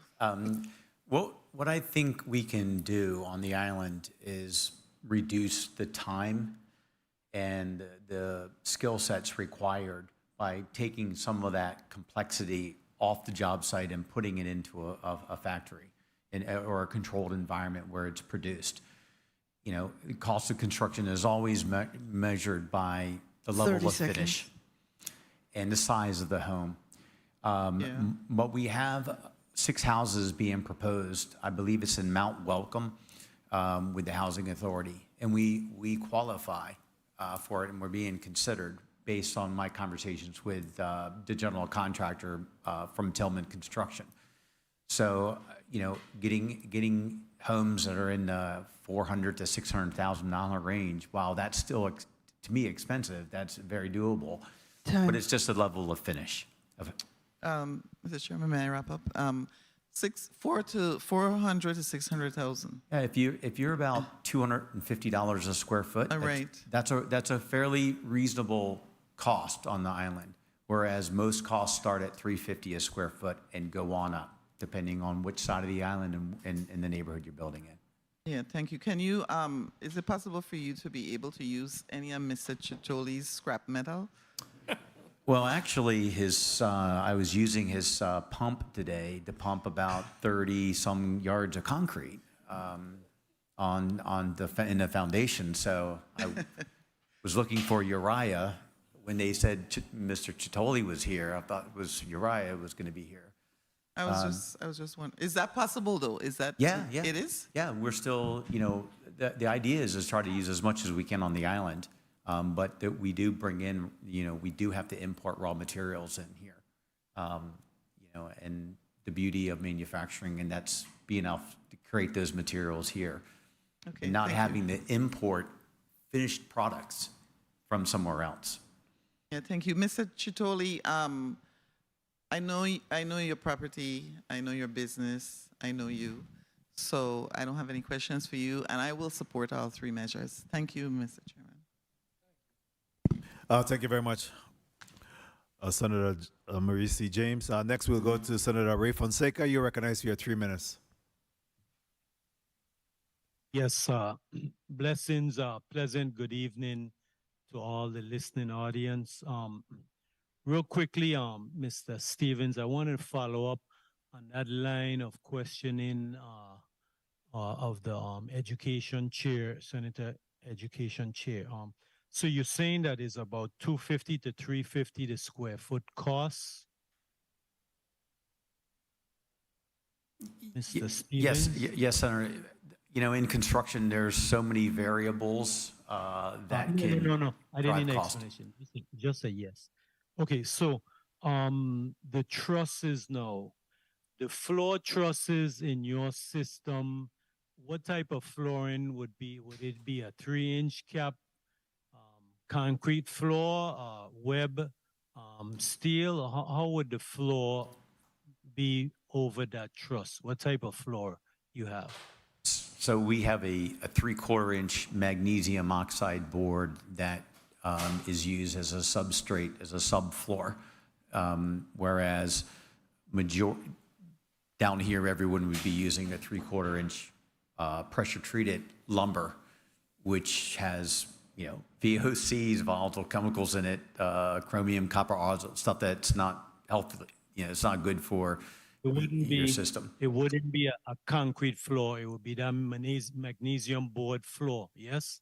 That's the first layer, and then you can actually put another layer on. You can put concrete on it. You can put tile on it. You could put hardwood flooring on it, vinyl. It can be finished in a variety of finishes depending on what the client is looking for. Okay, and then the roof would be exposed trusses, or would it be a drop ceiling type roof?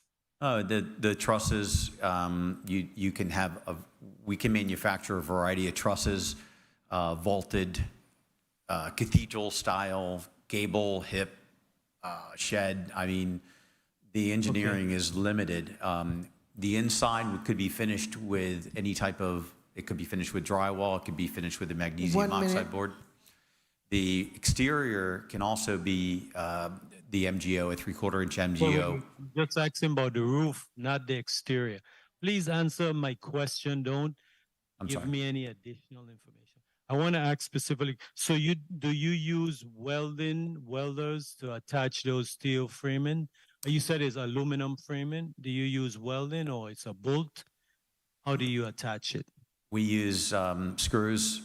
These are self-tapping screws, variety of stuff. There's no welding in order to fabricate our components. 30 seconds. Okay, that's good. All of these three are very good proposal here. I just wanted to mention to you one thing, Mr. Stevens, on page 2 of your letter.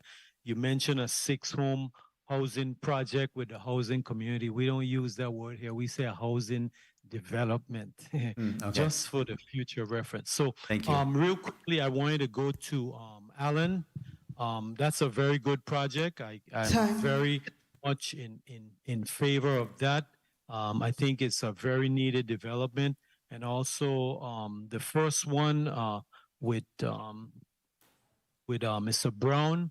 I can see that being a very needed development. That particular area has been undeveloped since I think 1980. So I am definitely in favor of all three of those. So thank you very much, Mr. President, for the time.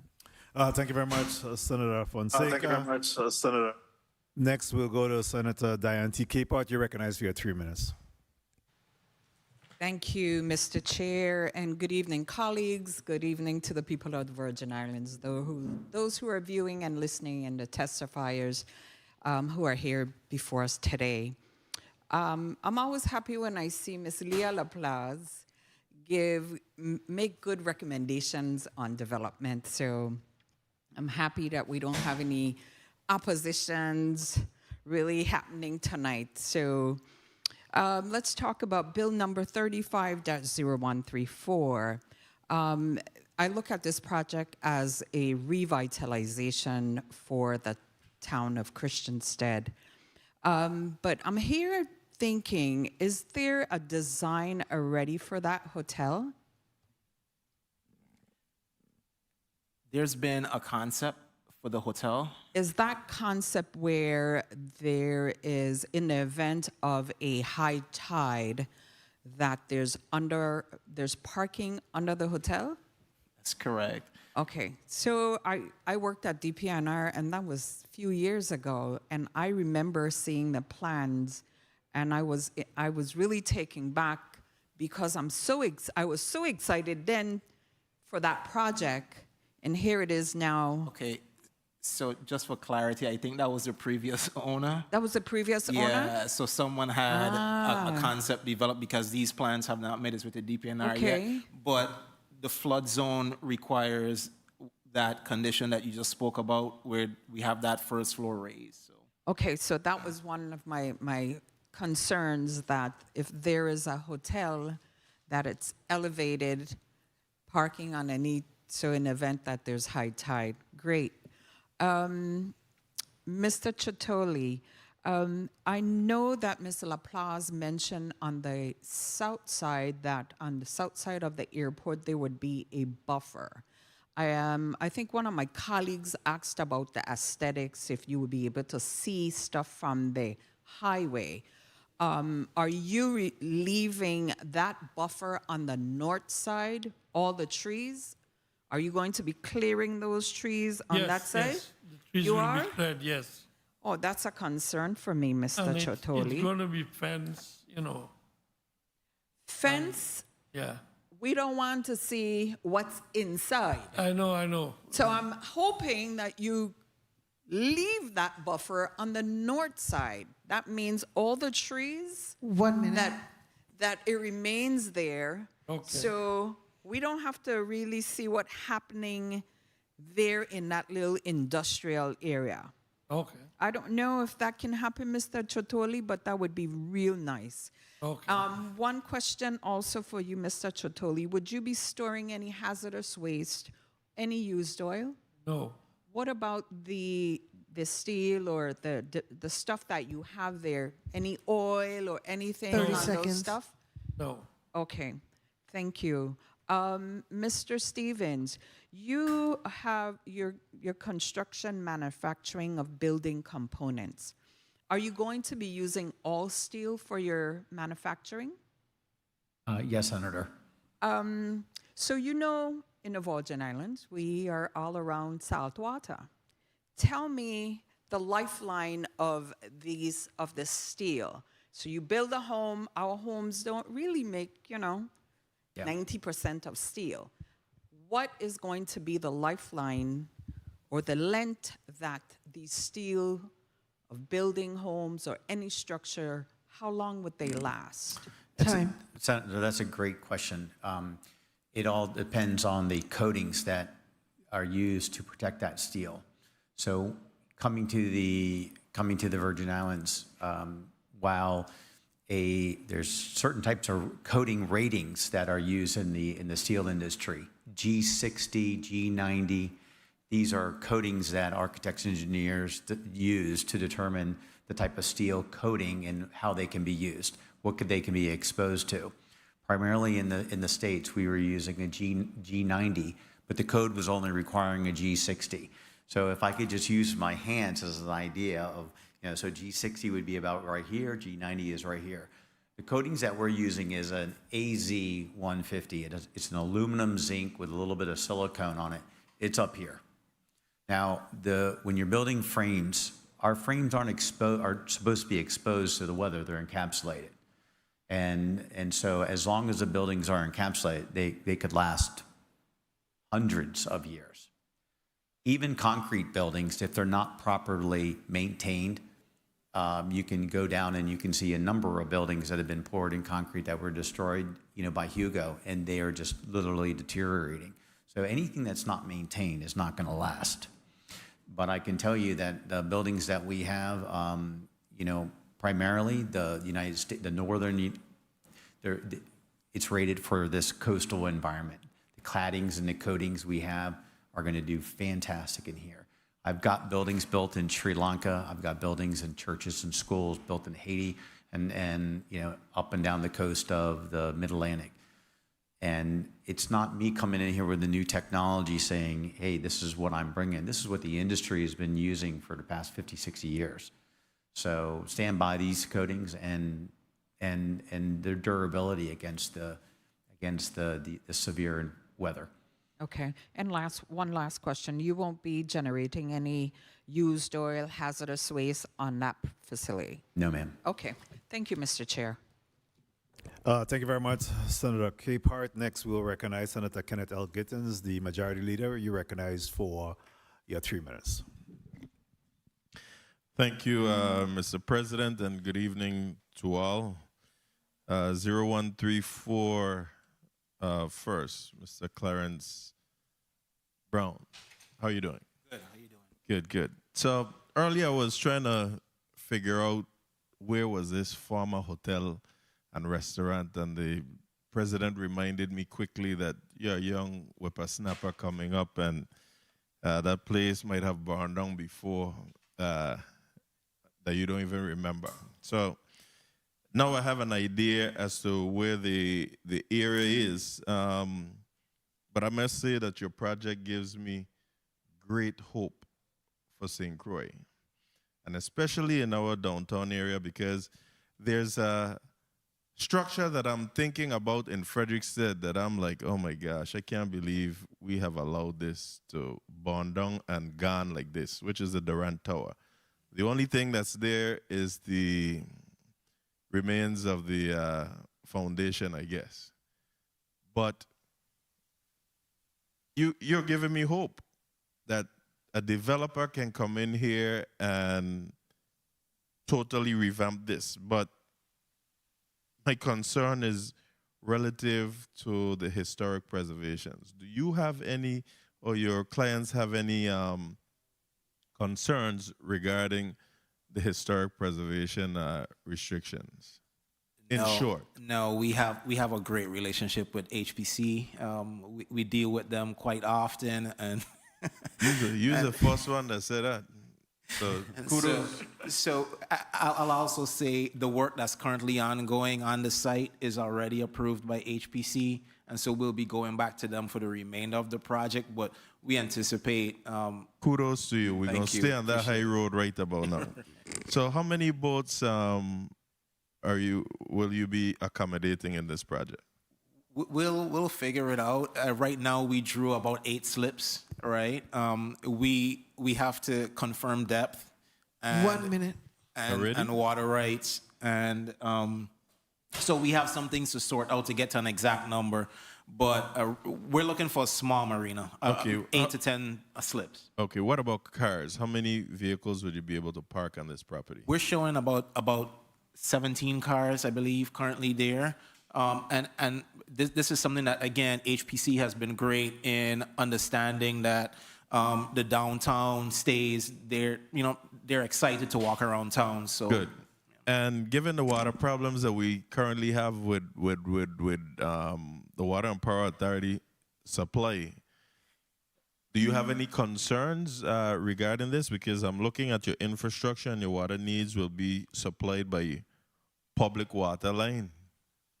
Aren't you concerned about this for so the that's hotel? our primary source of water, and we will make sure that we 30 seconds. Get that filtration system built as well. But there's a potential that we will end up building systems as well to supplement, Great. as well as Sounds good. access to nearby That's systems. what I wanted to hear. Thank you. 0136, Mr. Shatoli. Mr. President, I'm going to ask you for a little indulgence ahead of time. Mr. Shatoli, how are you? Okay, sir. Listen, I commend you and your sons, the family, for actually seeking to come into compliance with this, because I was truly concerned with what was going on there on the highway. Okay. It actually looked like a second landfill coming there, and I didn't like that site, that look at all. And I'm truly concerned. I see that you have scrap metals and some other stuff you say you store in there. What are they? Because I'm still concerned with you being that close to the airport and don't want anything near what would look like a landfill or anything to create any fires and thing there to shut down our airport. Time. No, I mean, a lot of the stuff we have there is used equipment like used trucks, graders, all kinds of. Right, but you're heavy saying used equipment. Are these vehicles just being stored there like a junkyard, or they're just used trucks that are currently still in use? Well, some stuff you can use still, but it's all going to be caught up and shipped, out. So, and what's that cut up and ship out turnaround time looks like? Could be maybe March next year, because the boat, they don't come in. Sometimes it's maybe we passed September already. But most of the guys that buy from, they are recycling. The ship comes in Okay. sometimes around March. All right. So we'll have a conversation offline. Mr. Stevens, quickly, how are you doing today? I'm doing great. And it sounds like you two have some big plans for us here in the Virgin Islands. How long do you envision operating in the downtown Fredericksted area? Maybe another year. Another year? Yeah. That's it? But I'm looking at finding some property and staying in the West. On the West, I want to stay in Fredericksted because I've heard the West is the best. So Exactly. That's why I want to know where you're going. Only 1 year you're looking at? I can tell you it's not going to be East, Senator. Do you believe that you will outgrow this particular location where you're at? We've almost already outgrown it. I mean, we There you go, WAPA again. Go ahead. No, our goal is to, this is our step up. Get on the island, get some projects under our belt, and then then grow. But it's hard to lease space from somebody when you can build your own space. And you said you said in your testimony you have 4 employees now. Will you be hiring more staff once this variance goes through and expanding your operation? Yeah, the H&H contract itself that's been permitted by DPNR, we're going to add probably maybe another 8 employees. Okay. And there's so much room for growth. It just really depends for us being able to not overpromise and be able to deliver what we say we can deliver. Great. And lastly, monitoring the hearing from upstairs in my office, I think I did hear you say something about meeting international building standards. Yes. How does this equate to VI building codes? So when we design and engineer stuff, we first start with Miami-Dade and some of the strictest code requirements, and then that's where we start from. And then we work with the client's budgets to determine where we go from there. For example, the building for the Castle Coakley, we have that designed and engineered for 220-mile-an-hour sustained winds, not 3-second wind gusts, but sustained winds. That's a pretty heavy-duty, structure. And the way that we clad our buildings and build our buildings, they're somewhat impact resistant. Whether a car gets lifted up and thrown into the building, that's a whole nother thing. But certain flying debris, our buildings will be, will be able to sustain certain impacts and things like that. So within the industry itself, it's a highly, regulated, and we're not kind of coming in here with a new bailiwick or a new thing saying, hey, this is me, this is Cat 5 Builders. We're building something new. This is a time-tested, used all over the world.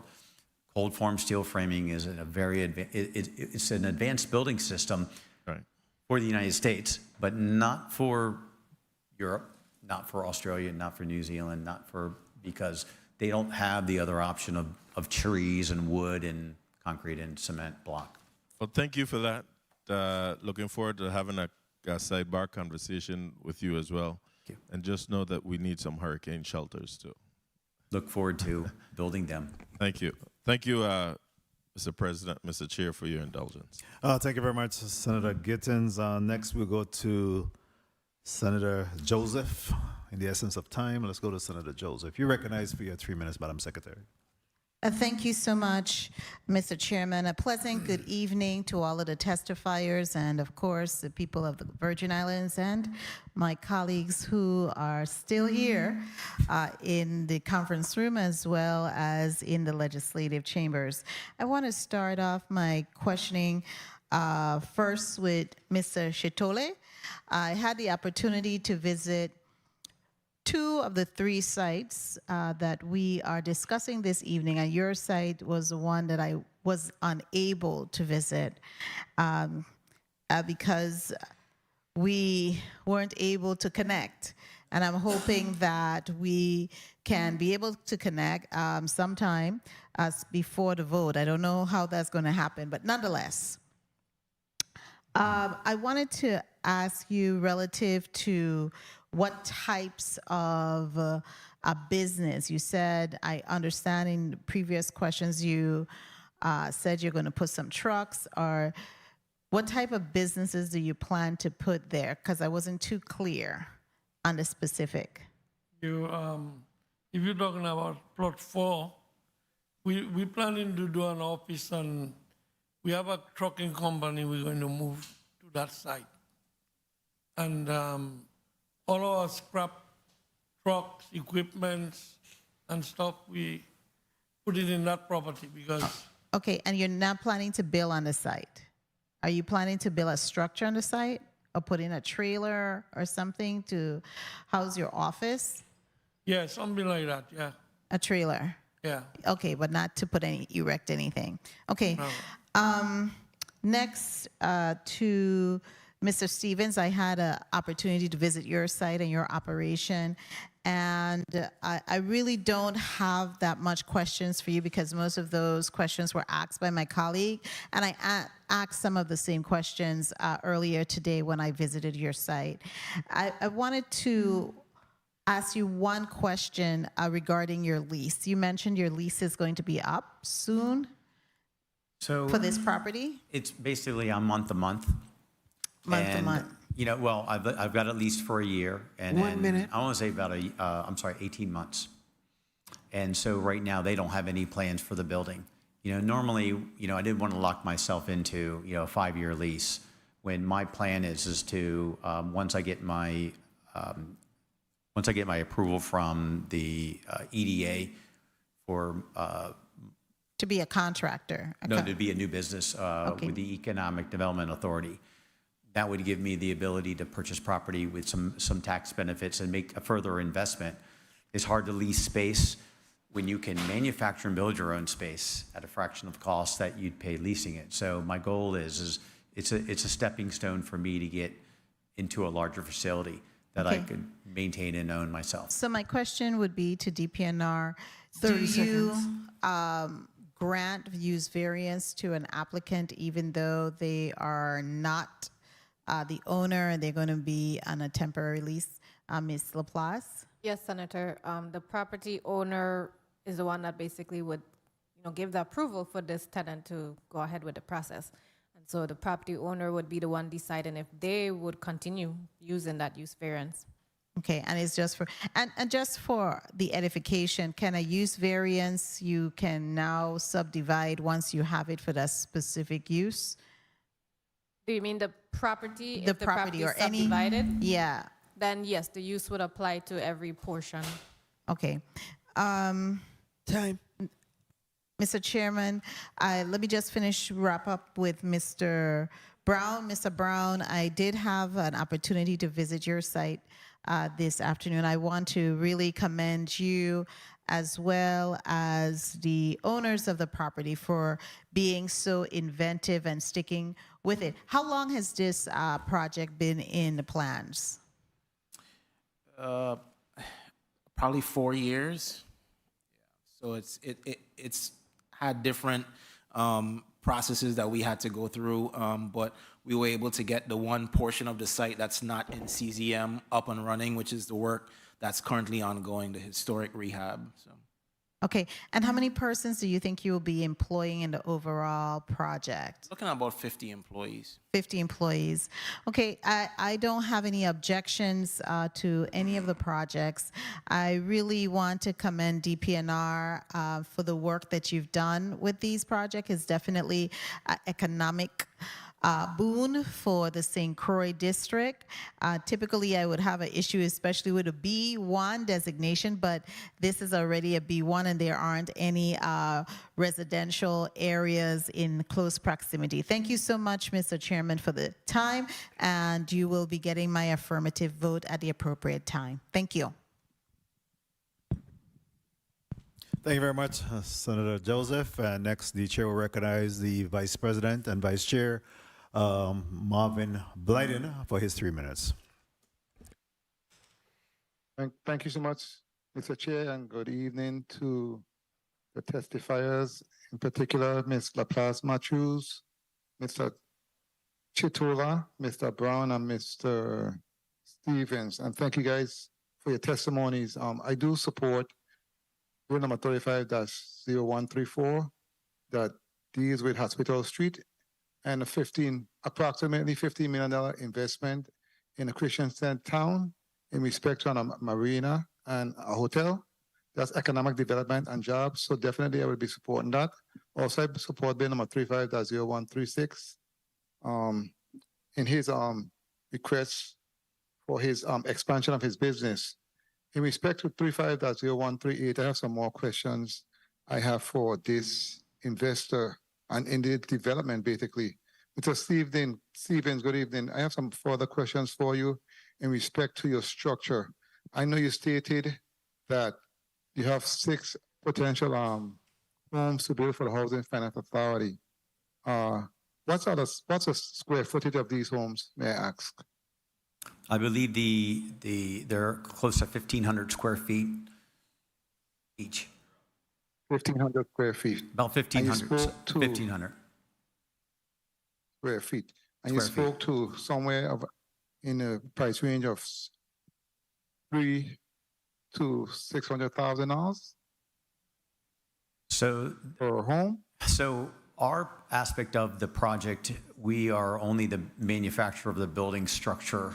The construction of the home, the finishing, the windows, the doors, all that falls under the general contractor who's actually building the building, and I am not really privy to those costs because we're just supplying the building component, the structure.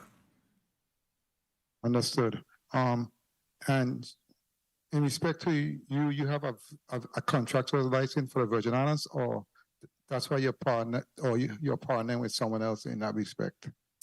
So, our primary role on the island is eventually as a manufacturer, and as a manufacturer, we will sell to the market, which could be an end user, someone who maybe builds his own home, has the experience to do so, or a contractor, a general contractor, a builder, developer. Okay, very well. In terms of your product, what gauge is your material in terms of the steel? What is the size in terms of gauge? So the shielding. Yeah, the gauge of the steel that we use ranges from 16 gauge, 18 gauge, and 20 gauge. 20 gauge being the thinnest is what the industry regulates as a minimum thickness that you are able to use when you make light gauge steel framing. We use a grade 80 steel that has a high tensile strength. So in reality, our 16 gauge steel acts like a 14 gauge steel.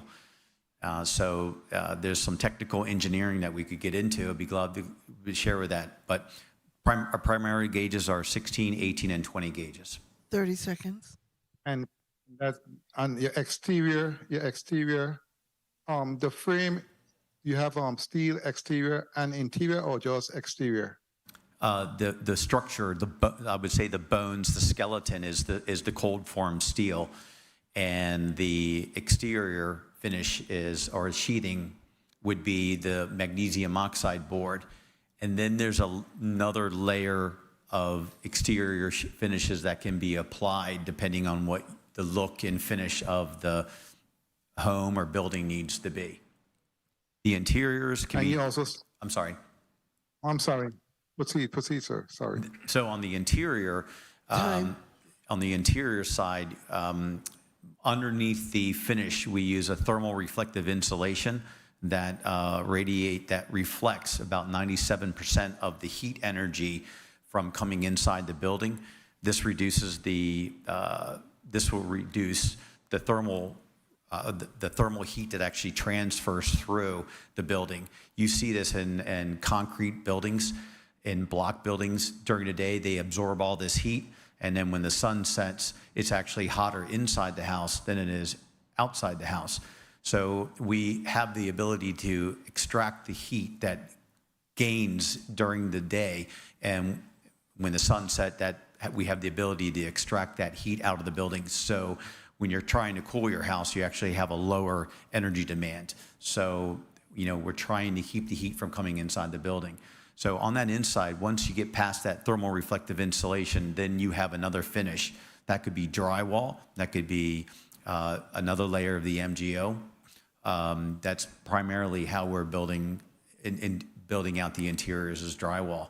Just want to note, on one other note regarding the drywall, I didn't believe it until I saw it. The termites are eating the paper off the drywall.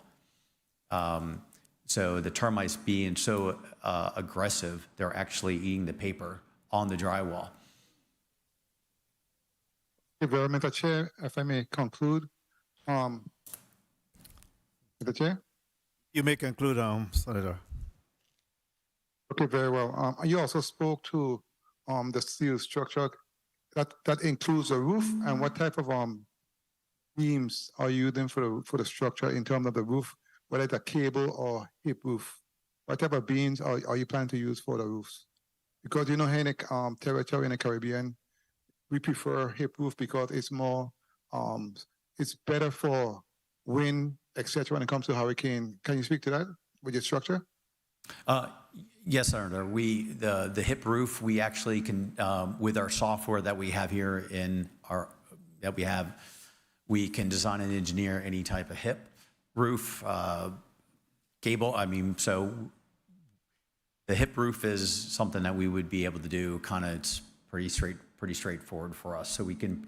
The goal is to provide that same look that the culture is requiring down here, the Caribbean, the West Indies style look with the hip roofs and the low profiles and the finishes and the details.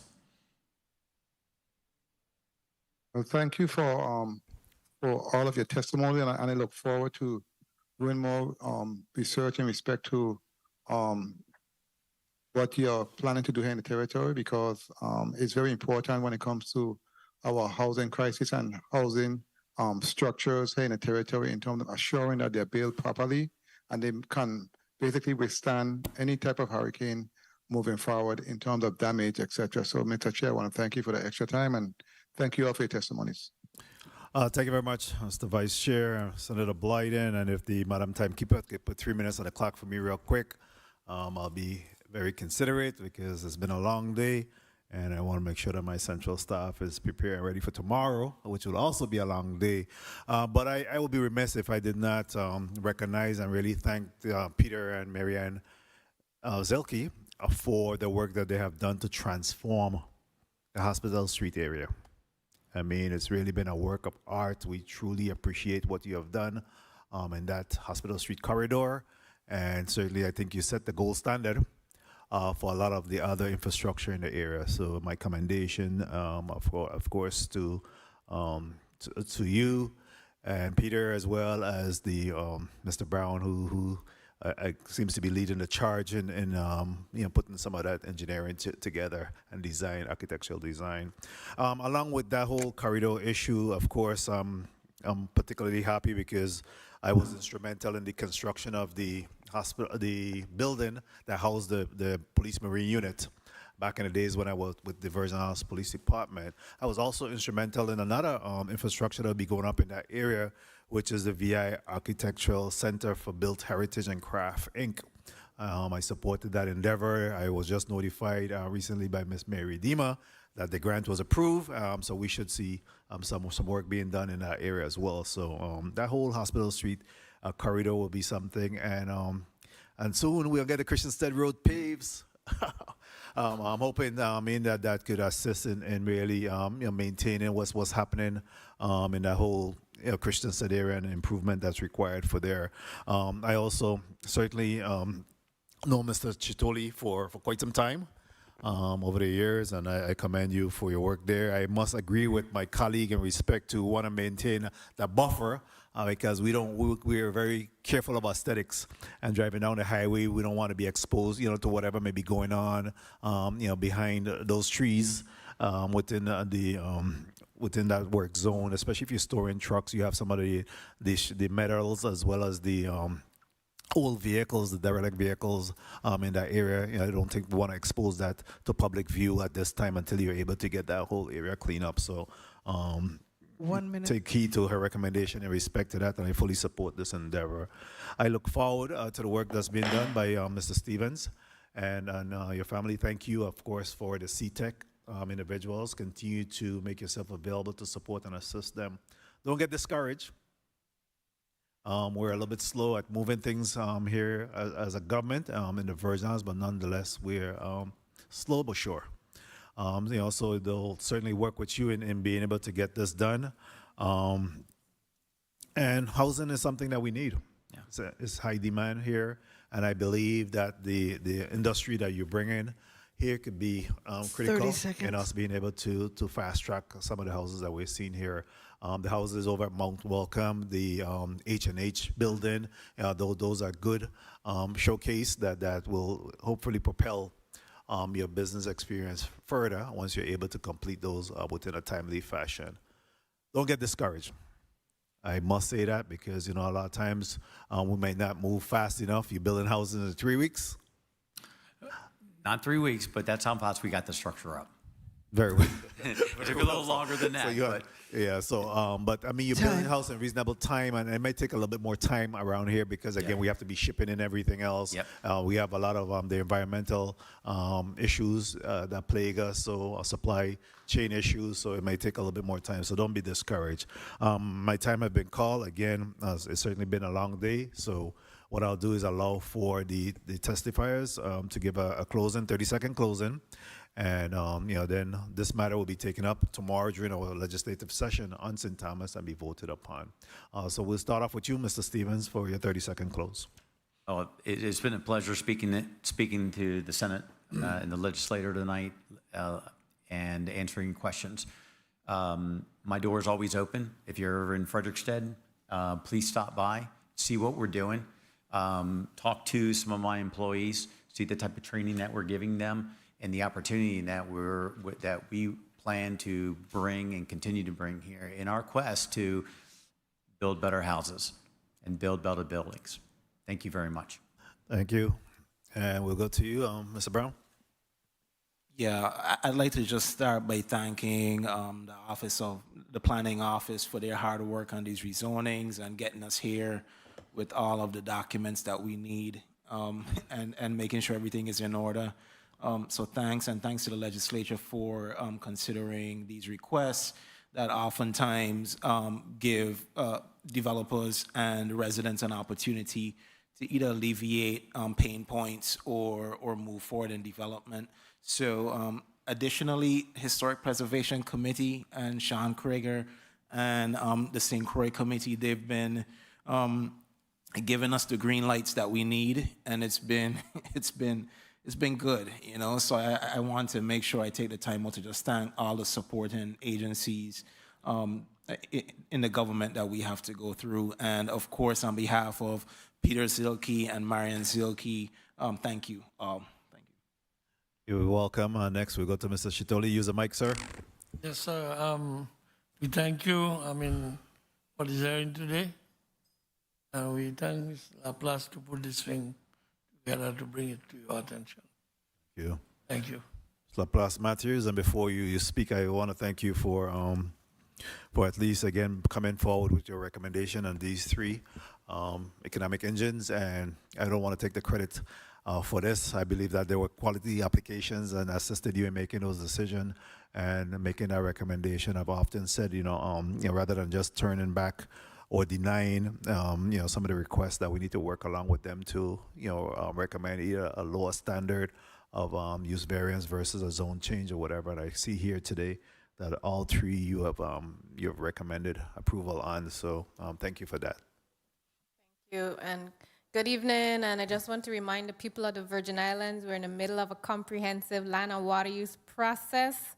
The next set of town hall meetings will be in November, so please stay updated. The website is planusvi.com, and please participate. Thank you. Thank you very much. And this concludes today's hearing. Thank you for my colleagues that stayed within the paint with me today. It has been a busy day for the legislature. We have had an education committee meeting this morning, and it's been a long day for staff who have covered both of today's meetings. Thank you very much, Central staff. I especially want to thank the public affairs team, the reporters, journal staff, protocol officer, and all in support, Miss Marina Picard, of course, my staff, and all involved in their contribution, security, and all towards the success of today's Committee of the Whole hearing, as well as the earlier hearing of the Committee of Education and Workforce Development. Tomorrow, the Senate will meet in the Committee of Whole initially to receive testimony on the renewal of the government's contract for health insurance, and then move into legislative session. We'll act on today's zoning requests, leases, nominations, and the FY fiscal year 2024 budgets. I want to thank everyone again for today and the work that you have done here. God bless the Virgin Islands. This meeting of September 21st, 2023 is hereby adjourned. Get home safe.